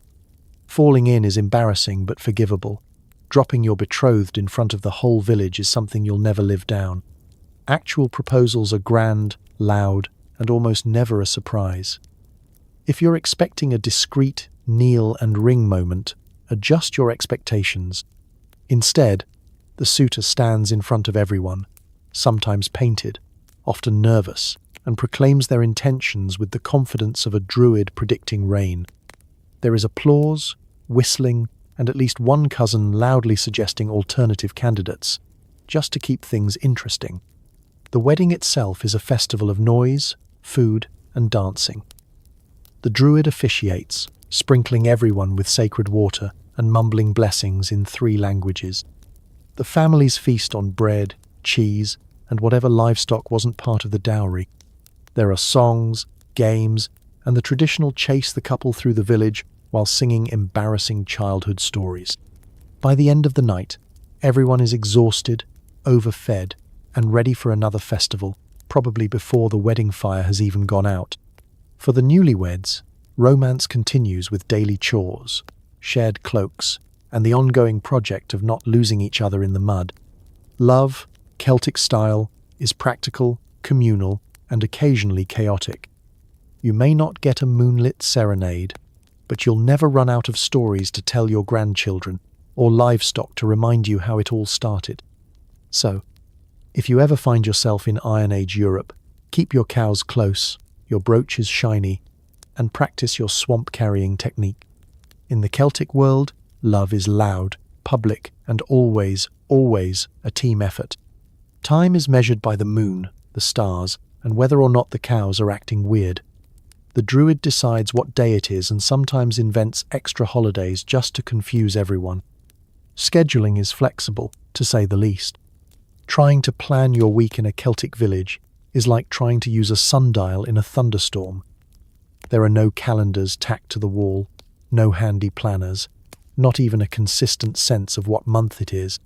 Time is a collaborative, slightly mystical experiment, orchestrated by the village druid and interpreted by everyone else, according to how optimistic they're feeling about the weather. Forget weekdays as you know them. Monday, Tuesday, and the rest haven't been invented yet. Instead, there's the day after the last big rain, the day before Aunt Blathnaid's cheese exploded, and that morning we all woke up to a goat on the roof. If you want to make plans, you have to get creative. I'll meet you at the Standing Stone when the moon is fat and the blackberries are ripe, is considered both specific and punctual. The real authority on the passage of time is the druid. Part astronomer, part chaos agent, he consults the stars, listens to the wind, and watches the cows with the intensity of someone convinced they hold the secrets to the universe. If the druid says it's a holy day, then it's a holy day, even if he only remembered halfway through breakfast and had to improvise a new ritual using a bucket and 3 surprised chickens. Celts track their major festivals by the lunar calendar: Samhain, Imbolc, Beltane, and Lugnasad. Each festival marks the turning of the seasons, with elaborate ceremonies, bonfires, and at least one person singing loudly off-key. But between these big celebrations, time becomes fluid. The druid will announce, "It's almost the feast of the second acorn," and everyone nods sagely, pretending to understand. while privately making mental notes to hide their best tunic in case it turns into a washing day. Birthdays, anniversaries, and important events are more rumour than record. No one is exactly sure how old they are. If you ask someone's age, they'll say, old enough to remember the year of the muddy sheep, or a little younger than the druid, but older than the cheese in the pantry. The best you can do is approximate, and hope that if you're late to a gathering, you can blame the phases of the moon or the cow's mysterious mood swings. Holidays are generous and frequent, often invented on the spot. Today is the day of the blessed nettle, the druid might declare, especially if he's trying to get out of fence-mending duty. Suddenly, everyone's expected to dance around the nettle patch, recite dubious poetry, and eat cake that tastes suspiciously of leaves. New holiday fatigue is real, but most villagers are just grateful for an excuse to skip chores. If you're new to the tribe and trying to keep a schedule, good luck. The only constant is change, and sometimes a complete lack of warning. The druid may wander by and inform you that it's time for the festival of turning the socks inside out, which apparently must be celebrated by everyone present immediately, with wild applause and maybe a little light chanting. If you ask for details, you'll be told to just feel it in your bones, which is both poetic and deeply unhelpful. Children quickly learn to adapt, measuring time by the distance between meals and the likelihood of being recruited for work. If you hear the druid chanting, it's probably a festival. If you smell smoke, you're late. The adults, for their part, have perfected the art of going along with whatever the druid declares, just in case it actually is a real holiday and not a cunning plan to score extra beer. So, if you ever lose track of the days in a Celtic village, relax, you're in good company. Just keep an eye on the cows, a respectful ear out for the druid's proclamations, and be ready to celebrate Thursday, or something vaguely like it, at a moment's notice. Welcome to the Druidic calendar. Equal parts astronomy, livestock behaviour, and creative improvisation. You've got a rash, a headache, and possibly a curse. The local healer prescribes a poultice made of moss, mud, and something she found in a bog. Medical care is a mix of herbs, prayers, and stern warnings to avoid angry spirits. Results may vary. The good news? Celtic villages always have a healer, someone equal parts botanist, therapist, and neighbourhood gossip. The bad news? Their methods are, shall we say, experimental. You wake up with a mysterious itch, a suspicious cough, or the sneaking suspicion that the druid gave you the evil eye last night, and you're immediately dispatched to the healer's roundhouse, which smells like equal parts sage, goat, and the inside of an old boot. The healer herself is a force of nature, part grandmother, part field surgeon, and all business. Her clothes are festooned with tiny pouches of dried herbs, bones, and more feathers than a healthy chicken. She greets you with a knowing nod and a thorough inspection of whatever part of you is currently falling off, followed by a series of questions that feel less medical and more like you're being quizzed for entrance into a secret society. How long have you felt like a potato? Have you recently angered the river spirits? Have you tried not being cursed? Diagnosis in the Celtic world is an adventure. There are, of course, the usual suspects: chills, fevers, cuts, bumps, rashes, and the occasional arrow wound from last week's friendly wrestling match. For every ailment, there's a cure. For every cure, there's a 50-50 chance you'll be prescribed something that smells worse than the illness. The most common remedies include mysterious poultices, usually a mixture of moss, bog mud, and herbs that, by the healer's standards, shouldn't do any harm. You lie back as she smears something cold and green across your forehead, recites an incantation, and gently bats away any evil spirits with a sacred twig.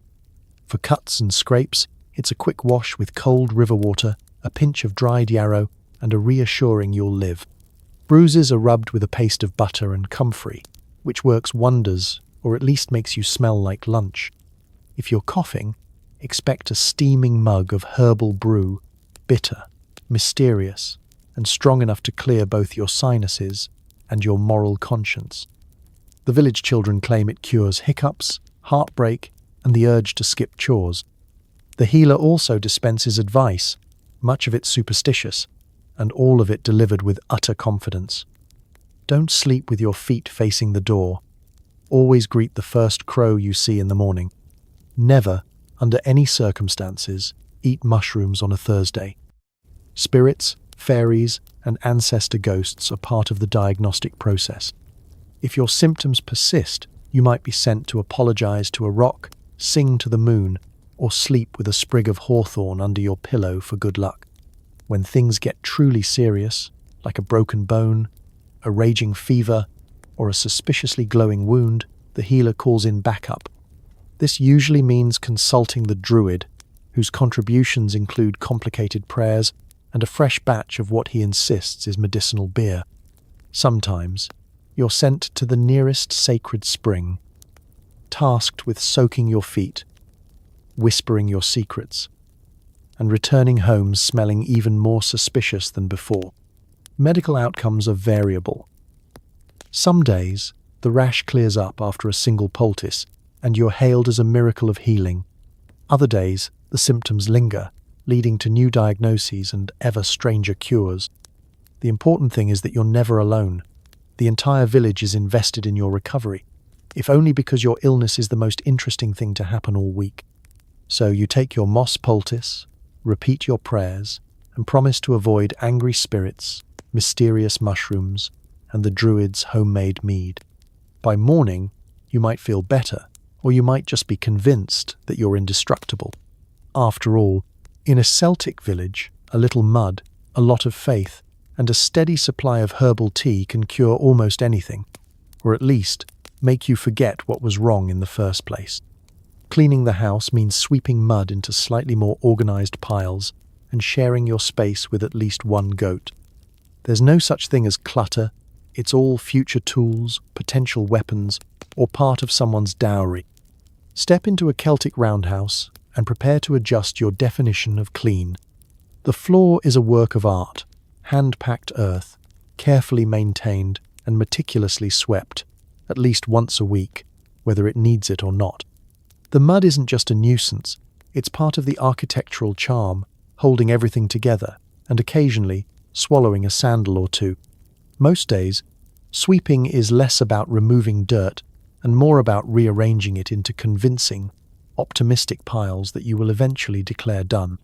Furniture is minimal, so every surface becomes a shelf, a seat, or, in a pinch, a goat's favorite napping spot. The line between living space and storage is blurred. Baskets of dried herbs hang from the rafters, bundles of firewood lean against the wall, and every available nook contains something important to someone. That rusty cauldron? It might be used for soup, or for boiling linen, or, rumour has it, as a backup drum at festivals. Everything has potential. If you try to throw something away, someone will surely shout, "That's for the dowry," whether it's a broken spoon or a suspiciously shaped rock. Sharing your house with livestock is just the Celtic way.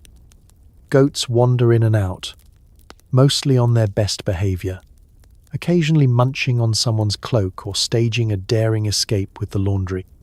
Chickens cluck contentedly from their perch by the hearth, contributing both fresh eggs and a light dusting of feathers to the decor. Dogs are essential companions, always ready to chase off rodents, guard the door, or claim the coziest spot by the fire. Every animal has a job, a personality, and strong opinions about which pile of hay makes the best pillow. Daily chores revolve around the never-ending struggle with mud, soot, and general chaos. The fire must be kept burning, its ashes cleared away with a broom that's on its third handle and still sheds bristles like a nervous hedgehog. Dishes are rinsed with water hauled from the nearest stream and scrubbed with handfuls of sand. Practical, if not always sparkly clean. If you're lucky, the dog helps pre-clean the bowls, and if you're not, you discover that goats have zero respect for boundaries. Walls and roofs demand regular attention. Thatch must be patched, leaks plugged, and gaps stuffed with whatever is handy, dried moss, extra wool, or last year's festival banners. Wind rattles the wattle and daub walls, and you hear every drop of rain, every distant moo, and every enthusiastic headbutt from the local goats. Privacy is scarce, but the sense of togetherness is real. There's a comfort in knowing that, even if the roof leaks and the floor is never truly clean, you're surrounded by people and animals who jump into the mud to help if you ever needed it. There's a method to the madness, though. Each person has a specialty. Aunt Neve collects and organizes every scrap of fabric. Cousin Fergus is in charge of stacking firewood with maximum airflow, even if the pile collapses every other week. Children are responsible for chasing chickens out of the kitchen, and the whole household bands together for a monthly deep clean, which mostly involves moving the mud around and telling stories about who used to live under that old cloak. Visitors are welcomed with open arms and a quick apology for the mess. Excuse the goat. She thinks she owns the place. No one expects perfection. If anything, a bit of mess is a mark of hospitality, a sign that your home is lived in, loved, and full of life. At the end of the day, as you settle into the chaos with a mug of ale and a goat snoring at your feet, you realize that Celtic housekeeping is about balance between clean and comfortable, order and opportunity, and mud and memories. If you can find your bed, avoid sitting on a chicken, and remember which pile of sticks is for firewood and which is for dowry, you're doing just fine. It's raining. Again, the thatch leaks, the mud is ankle deep, and your best cloak is now just a wet rag. No one remembers the last time their feet were dry. On the bright side, at least the rain keeps the Romans away. In the world of the Celts, weather isn't just background noise. It's a full-blown supporting character, and usually a villain. The rain doesn't fall in gentle sprinkles. It arrives sideways, in sheets, with a sound like 1,000 angry hens tap, dancing on the roof. You can't remember what clear skies look like. If you're lucky, you'll catch a brief glimpse of the sun between storms, just enough to remind you what you're missing. The thatch roof, once expertly woven, now boasts a growing collection of leaks, each one named after whoever was unlucky enough to discover it mid-dream. Some people claim a bit of extra thatch or moss helps plug the holes. But the truth is, you're fighting a losing battle. Buckets and bowls are stationed around the roundhouse to catch the steady drip-drip of water.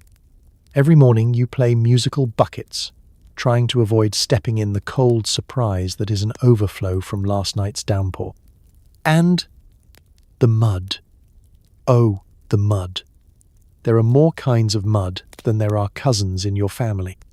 There's sticky mud, which latches onto your shoes with the determination of a small dog. Slippery mud, which sends you sliding toward the pig pen at least twice a week. And ankle deep soup, which threatens to swallow your best sandals forever. Children love it, goats ignore it, and you do your best to wade through it without losing your dignity or your breakfast. The laundry situation is a tragic comedy. Every cloak, tunic, and scrap of wool is perpetually damp. You hang things by the fire, you hang them from the rafters, and still they refuse to dry, somehow growing heavier and more fragrant with each passing day. You start rating weather by cloak wringing difficulty. Ah yes, today is a 2-rung cloak day. The smell of wet wool lingers everywhere, mingling with the ever-present aroma of wood smoke and wet dog. Despite the constant sogginess, daily life marches on. Chores don't wait for the sun. You trudge through the muck to feed the pigs, repair fences, and rescue chickens who insist on escaping only to get stuck in the deepest, darkest puddles. The upside? Nobody expects you to look put together. It's raining is an all-purpose excuse for bad hair, muddy boots, and not quite getting around to thatched roof repairs again. Seasonal suffering is communal. Neighbours bond over stories of heroic survival, like that time Cousin Fergus fell in the stream and emerged only slightly muddier than he started. Children invent elaborate games based around mud, ranging from the classic Splash the Sibling to the ever-popular Mud Olympics. Elders huddle close to the fire, exchanging advice about how to cure chilblains and debating whether it's worth risking a dash to the woodshed for extra kindling. Even the livestock get in on the act. Sheep are perpetually soggy, cows find the single driest patch of earth and refuse to move, and the family dog sports a permanent wet fur look. Pigs, of course, are thriving. If anything, the mud is the highlight of their social calendar. On the plus side, all this rain keeps unwanted visitors, like Roman patrols and travelling tax collectors, at bay. Nobody wants to cross a flooded field or risk losing a sandal to the infamous Celtic quicksand. There's a certain pride in being able to navigate a world where waterproof shoes haven't been invented and the weather is more unpredictable than a village feast after too much ale. As night falls, you settle by the fire, cloak steaming, socks sizzling, and listen to the symphony of raindrops and laughter echoing through the village. Yes, the rain is relentless, the mud is everywhere, and your toes haven't been warm in months. But you're in it together, and if you squint just right, even the soggiest day in Celtic Europe feels like home, just wetter. Night falls. Everyone crowds around the fire, listening to stories of heroic deeds and questionable ancestry. The family piles into one heap for warmth, and if you're lucky, the pig stays on its side of the room. Someone snores. Someone else tells you that snoring keeps the fairies away. Sleep tight. In a Celtic roundhouse, bedtime is a communal experience. There's no such thing as a private bedroom or personal space. Instead, the whole household, relatives, neighbours, dogs, cats, and at least one freeloading goat settles in for the night like a very determined pile of laundry. As the last embers of the fire glow, the air thick with the scent of wood, smoke and wool, you realise that rest here is as much about togetherness as it is about sleep. The evening always begins with stories. Elders take turns weaving tales of legendary warriors, magical beasts, and, occasionally, the deeply suspicious lineage of the neighbouring village. Some stories are grand epics, full of battles and lost treasures. Others are thinly veiled warnings about what happens if you skip chores or insult a druid. Children listen wide-eyed, clutching their animal skin blankets, while adults nod along and add dramatic sound effects or corrections. No, the boar was at least this big. The pig, for its part, grunts in agreement, or protest, depending on how many times it's mentioned in the story. Laughter and debate drift through the smoke as the fire dies down. Someone inevitably asks for a ghost story, and the bravest soul volunteers a tale of banshees or mischievous fairies who tangle hair and steal socks. The goats are blamed for every missing item, which seems to suit them just fine. The fire flickers shadows on the walls, and you pull your cloak tighter, pretending you're not the least bit worried about waking up with your shoes on the wrong feet. Once the stories end and the yawning begins, it's time for the Celtic version of turn-down service. Everyone scrambles for the warmest spot closest to the hearth, and careful negotiations ensue. Youngest children are bundled between older siblings. Parents claim the prime real estate near the embers, and any remaining gaps are swiftly filled by snoring dogs or opportunistic cats. A well-trained pig, if such a thing exists, will nestle on the outskirts, only occasionally snuffling its way into the centre of the heap. Beds, in the loosest sense, are piles of animal skins, threadbare blankets, and whatever else can be used for insulation. Pillows are rare. Most people use their own arms, a friendly neighbour, or, in emergencies, a slightly disgruntled sheep. You curl up in your allotted space, grateful for the warmth of a dozen bodies pressed close, less grateful for the chorus of snores, grumbles, and midnight goat complaints. Noise is inevitable. Someone always claims they don't snore, right before they launch into a nasal symphony that echoes off the thatch roof. A wise elder assures you, quite seriously, that snoring wards off evil spirits, and if anyone suggests otherwise, it's just proof they haven't heard the right bedtime stories. The fire pops, a child mutters in their sleep, and someone's foot ends up in your back, standard Celtic sleep etiquette. Before long, you drift off to the familiar soundtrack of village life. Crackling embers, animal shuffles, gentle snoring, and the quiet peace of a day well survived. There's a comfort in knowing that you're not alone, that every story told and every elbow to the ribs is part of a long tradition of huddling together against the dark. Tomorrow, you'll wake to another day of mud, chores, and questionable breakfast porridge. But for now, the world is warm, safe, and, if you ignore the pig's heavy breathing, almost peaceful. You might have sore shoulders and muddy feet, but you also have memories, laughter, and the shared stories that knit your tribe together night after night. Sleep tight. The fairies, it's said, avoid any house with a good snorer, and in this village, you're as safe as can be. The Celts believe in everything. Ghosts in the bog, fairies in the woods, banshees at the window, and probably a leprechaun living under your floor. If anything goes wrong, it's definitely supernatural. Good luck blaming your own mistakes. In the Celtic world, the veil between everyday life and the uncanny is about as thin as a well-used tunic. From the moment you wake up until the moment you burrow into your pile of animal skins at night, you're surrounded by stories of the strange, the invisible, and the wildly improbable. Superstition isn't just a passing thought, it's the operating system of the village. Every shadow has a story. The bog at the edge of the fields, absolutely haunted by the ghosts of ancient warriors, lost cows, and one unfortunate baker who tried to cut in line at a festival. Children are warned to steer clear, unless they fancy being whisked away by misty hands, or at least getting very, very muddy. The woods are another matter entirely. Fairies, it is known, make their homes in the roots of the oldest trees. These aren't the fluttery, sparkly kind you see in modern cartoons. Celtic fairies are more like unpredictable neighbours, with strong opinions about property boundaries. If you hear laughter in the trees, best to walk the long way home. Household mishaps? Supernatural explanations are mandatory. If the porridge burns, it's because you forgot to leave a crumb on the windowsill for the house spirit. Lose your favourite brooch? That's a sign the fairies are displeased. Or maybe Aunt Fionuala borrowed it, but it's more polite to blame the fairies.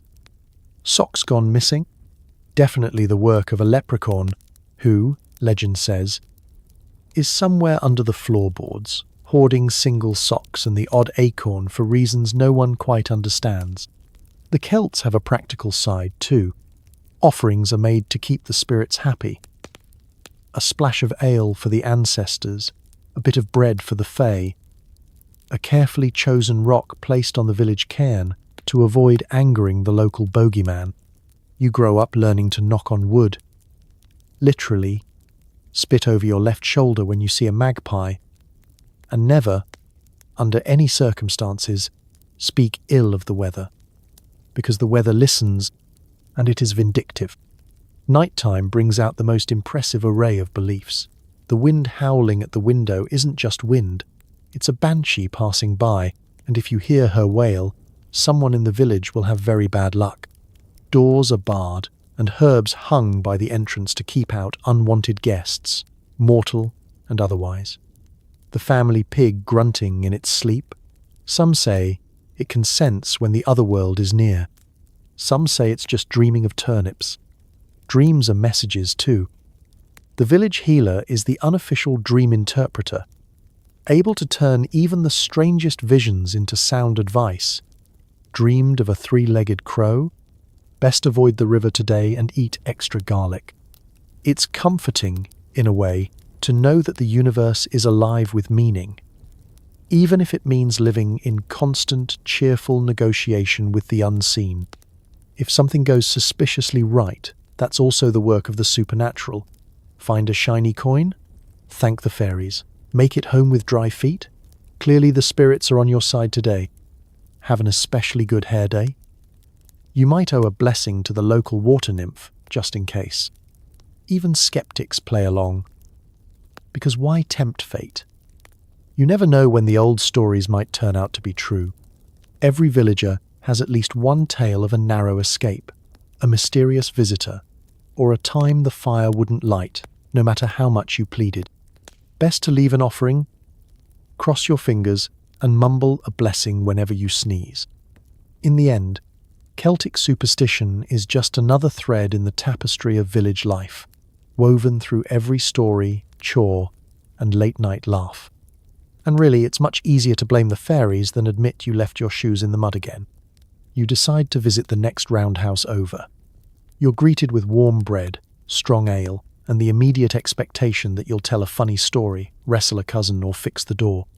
Hospitality is mandatory, but so is singing at least one song before you leave.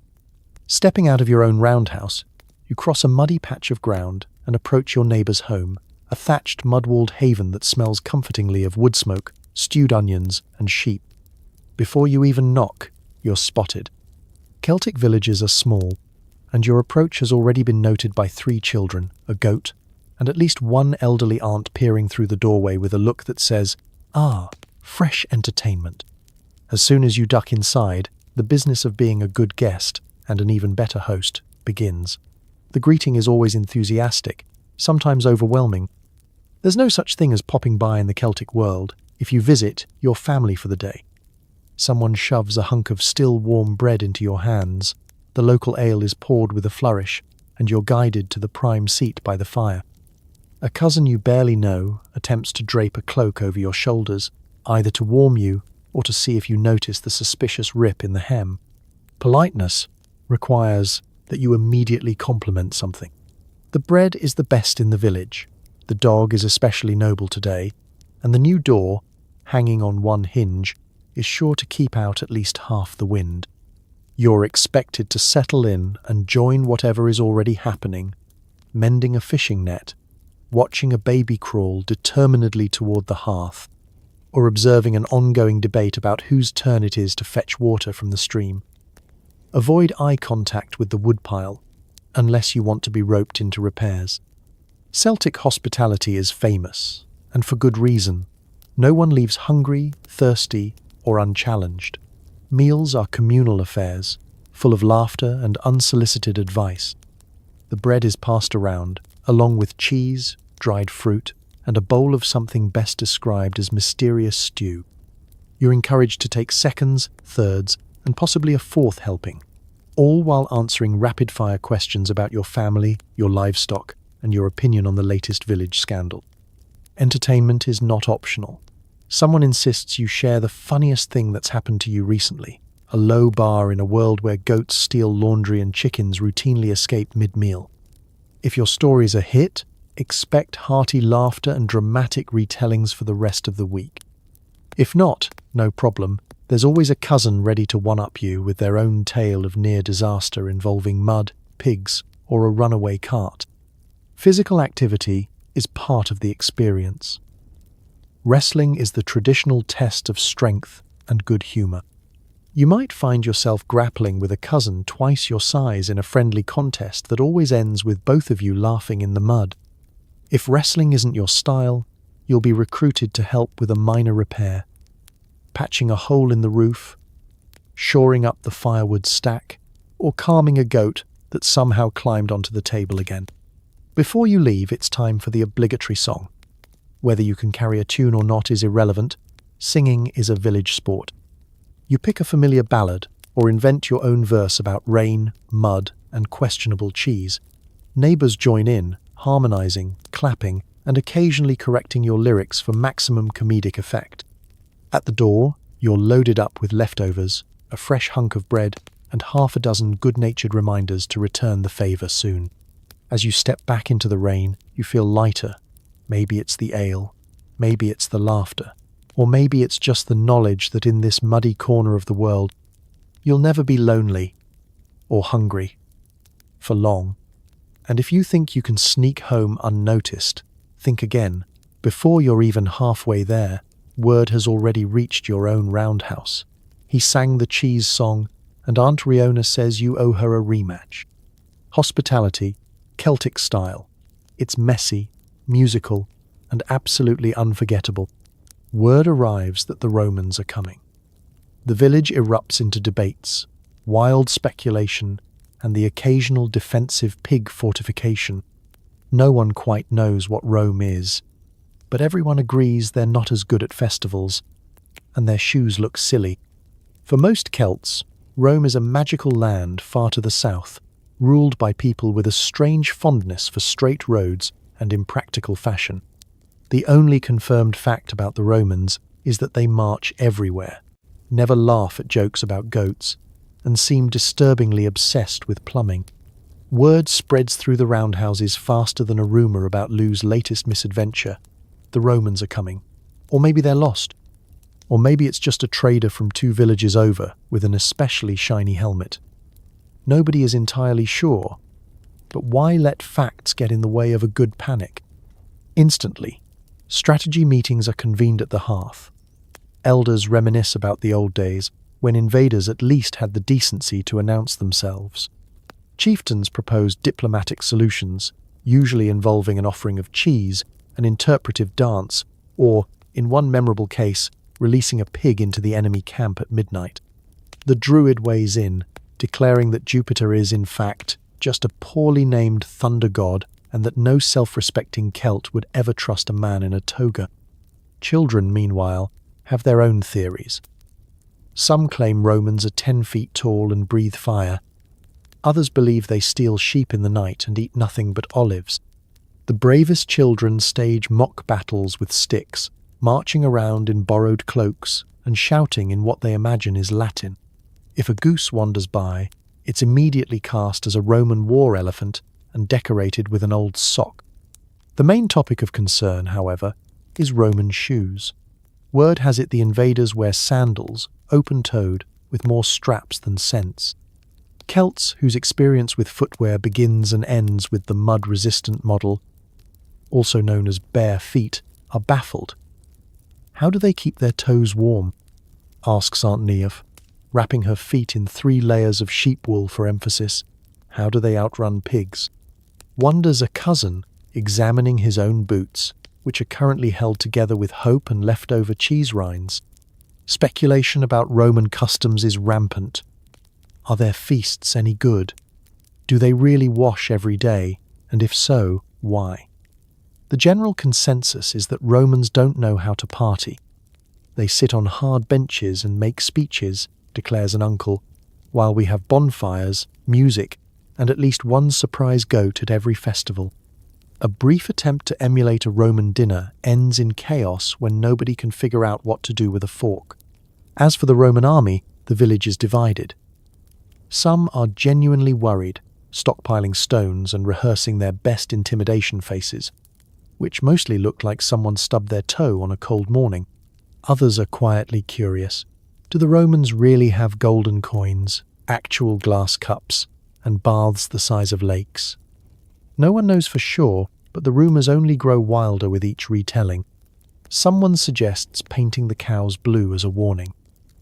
Another proposes inviting the Romans to a festival just to see if they can handle the dancing. Amid all the noise and drama, daily life carries on. Chores are done with extra flair in case the Romans are watching. Children paint their faces and parade around, announcing the latest Roman invasion, while the goats, blissfully unaware, continue to plot their own escapes. The truth is, the Romans are both threat and curiosity, a distant empire looming on the horizon, inspiring equal parts fear, ridicule, and wild imagination.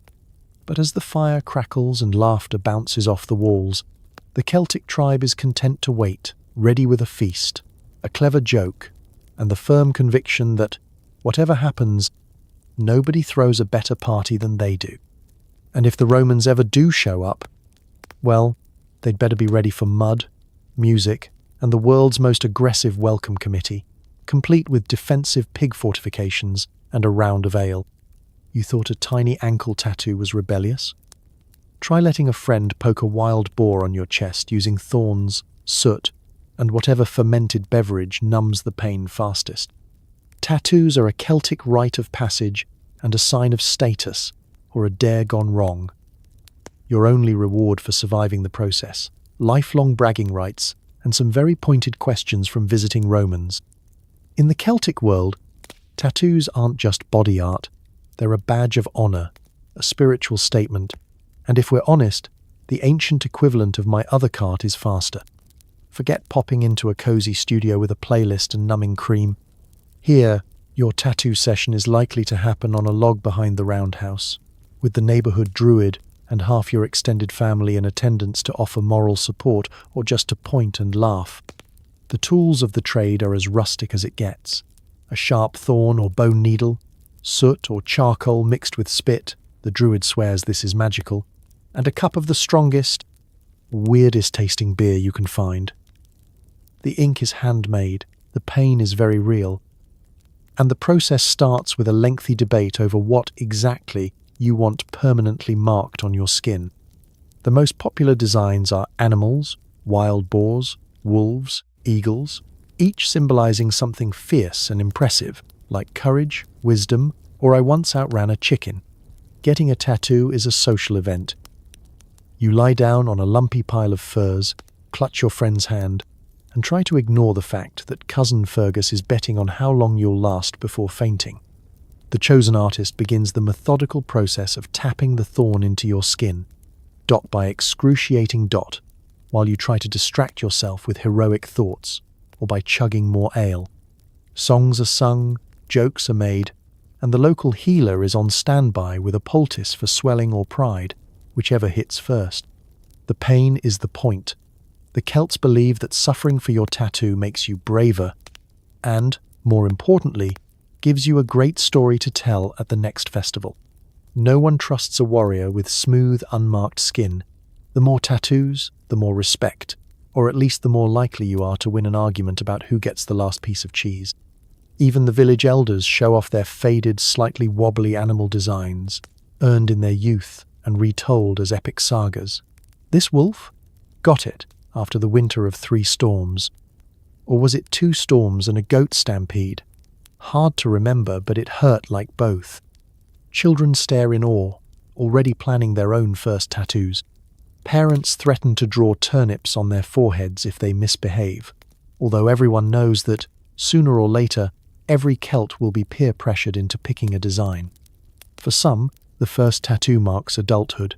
For others, it's a sign you lost a bet at the last festival. Either way, it's permanent, impressive, and occasionally spelled wrong. Romans are both fascinated and horrified. They ask endless questions. Does it hurt? Yes. Is it safe? Probably not. What does it mean? Depends. Sometimes eternal courage, sometimes do not feed after midnight. The tattoos become instant icebreakers and, sometimes, instant warnings to any would-be invaders. This is a tribe that knows how to suffer for style. The healing process is another ordeal. You keep the wound clean with moss. Avoid mud as best you can. Impossible. And endure the gentle teasing of anyone who catches you wincing. When the scab finally falls away and the design emerges, bold and a little uneven, you stand a little taller. You survived the rite, joined a centuries-old tradition, and proved, in front of the whole tribe, that you're officially hardcore. So the next time someone admires your tiny hidden tattoo, remember, the Celts went bigger, bolder, and much, much pokier. And if you ever find yourself in a roundhouse, offered a thorn and a cup of something strong, just say yes. You might regret it, but you'll definitely have a story worth retelling by the next fire. Every Celtic household comes with at least one animal sidekick, sometimes several, and not always by choice. Dogs guard the house, cats keep the mice honest, and that one mean goose refuses to let anyone near the bread. Sharing a bed with livestock is standard. The real challenge is keeping your breakfast from being eaten by a goat with boundary issues. Step inside any Celtic roundhouse and the first thing you'll notice, aside from the ever-present aroma of wood smoke and questionable stew, is the chorus of animal noises. A good household is a noisy, bustling, 4-legged affair. The family dog greets you at the door, tail wagging, ready to escort you across the muddiest patch of floor with a look that says, "Yes, you're home, but let's see if you can keep your shoes clean this time." Celtic dogs are loyal, clever, and completely convinced they own the place. They're always nearby, whether you're mending fences, herding sheep, or just trying to enjoy a rare moment of quiet by the fire. Cats, meanwhile, are the roundhouse's silent enforcers. Sleek and secretive, they slip through the shadows like little druids, keeping the mice population in check and occasionally bestowing the honor of a purr if you've left them the good seat by the fire. Forget about inviting them to chase after sticks. These cats have more important things to do, like knocking over cups, judging your laundry technique, and reminding the local rats who's really in charge. It's generally agreed that a house with a cat is a house with fewer missing bread rolls, assuming, of course, the bread survives the goose. And then there's the goose. Every village has one, the feathered terror with a chip on its shoulder and a taste for chaos. Nobody remembers when or why the goose arrived, but it's been here forever, strutting around like it owns the place. The goose guards the household bread supply with the ferocity of a Celtic warrior defending the last jug of beer. Children are wary. Adults give it a wide berth. And even the bravest dog knows better than to tangle with old Whitebeak. The goose is more than just a bird. It's a legend, a warning, and sometimes, when the moon is just right, a surprisingly effective alarm system. Goats are an inescapable part of daily life. Curious, stubborn, and immune to shame, they find their way into everything: your bed, your laundry, your breakfast bowl. Goats view boundaries as friendly suggestions and will test every weak spot in a fence, a door, or your willpower. Their favourite hobbies include chewing on unattended cloaks, climbing on tables, and providing unasked-for commentary with a perfectly timed bleat. If you wake up to a goat nibbling your hair, congratulations, you're officially part of the household. Livestock isn't just for work. They're bedfellows, confidantes, and sometimes unwelcome taste testers. On cold nights, sheep curl up by the fire, sharing warmth and contributing a faint barnyard fragrance to the family heap. Chickens wander through the roundhouse, pecking at crumbs and occasionally laying an egg in a boot. Pigs, meanwhile, are part of the extended family, whether snuffling for treats or providing an extra pillow, if you're willing to risk the snoring. Managing the animal crew is a round-the-clock challenge. You become an expert negotiator, distracting the goose with an old crust, bribing the dog with a leftover bone, and herding goats out of the kitchen at least 3 times before lunch. No 2 days are the same. Sometimes the cat brings you a gift, usually still wiggling. Sometimes the dog drags home a bone that's suspiciously large, and sometimes the goose simply decides that today is the day for chaos. Despite the occasional chaos and frequent food theft, life with animals is never lonely. They offer entertainment, companionship, and, when the wind howls and the rain pours, an extra layer of warmth by your side. In the Celtic household, animal companions are less pets and more co-conspirators, sharing every muddy moment and midnight snack. And if the goat gets your breakfast, just remember, you'll get the last laugh at the next festival's stew. Maybe. At the centre of the village, the blacksmith works surrounded by sparks, smoke, and a crowd of people all wanting a new sickle, a replacement cauldron, or just to gossip. Every tool, weapon, and horseshoe is crafted by hand and urgently needed yesterday. Want a new sword? Get in line behind 3 angry farmers and a lady with a suspiciously large pile of broken pots. The forge is the village's unofficial meeting place. While the druid claims dominion over the mysteries of the moon and moss, the blacksmith rules over fire, metal, and noise. From dawn to dusk, you'll find the smith hammering away, sweat glistening, hair wild, and hands stained with soot that never seems to wash off.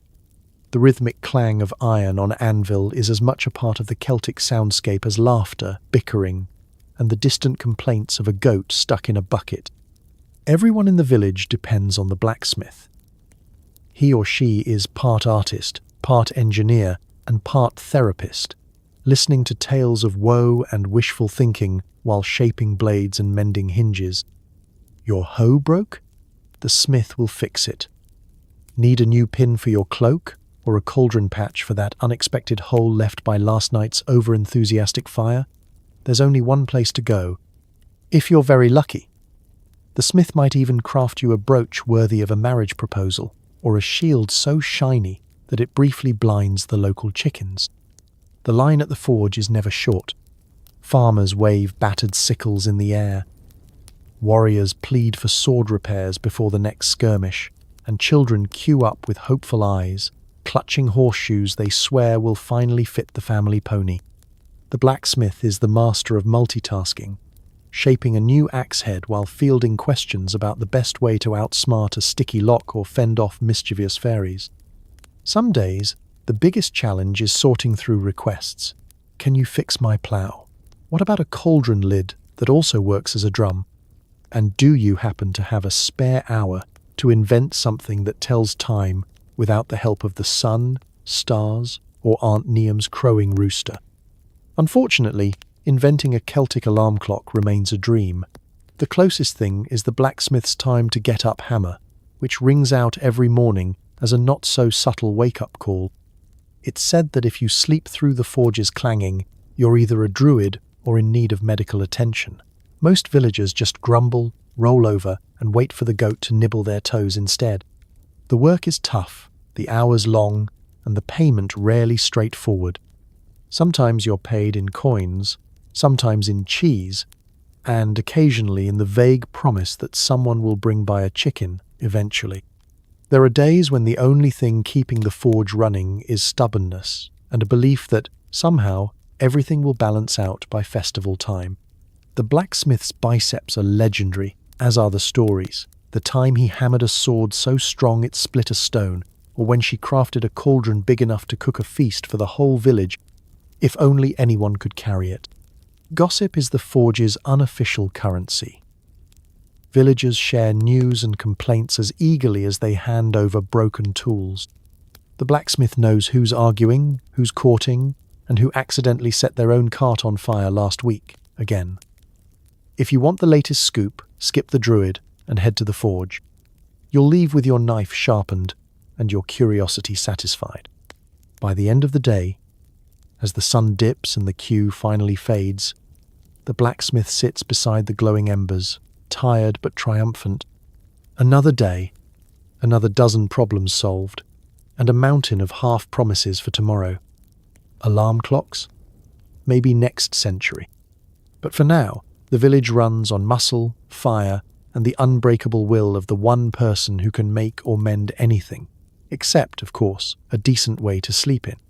So tonight, as you sink into your soft, squeaky clean bed, surrounded by central heating, Wi-Fi, and the sweet certainty that nobody will ask you to herd pigs at dawn, maybe take a quiet moment to thank the ancient Celts, those beautifully stubborn, mud-splattered, blue-painted ancestors who somehow thrived on cold porridge, wild stories, and community chaos. Because if there's one thing this day has shown, it's that you probably wouldn't last a single sunrise with the Celts. Not with the freezing river baths, the surprise eel breakfasts, or the high probability of being volunteered for a wrestling match with a man named Big Fergus. You've survived tangled hair, communal animal beds, and a social schedule designed by someone with no concept of personal boundaries. Your dignity, your dry socks, and your sense of direction may all have suffered. But somehow, humanity didn't just endure, it flourished. They sang, they laughed, they debated the merits of goose versus pig as a sleeping companion, and they painted themselves blue for reasons nobody quite remembers. The Celts remind us that life wasn't always comfortable, but it was wildly, messily alive. Their resilience, humour, and total lack of indoor plumbing paved the way for all the small luxuries you enjoy tonight. So as you drift off, snuggled and safe, spare a grateful thought for the ancestors who slept with goats, wrestled with rain, and made history out of hardship and hilarity. Because history isn't just full of suffering and disaster, it's also proof that people are stubborn, hopeful, and just a little bit ridiculous. Sleep well, and may your dreams be free of angry geese, mysterious mushrooms, and suspiciously blue paint. Good night.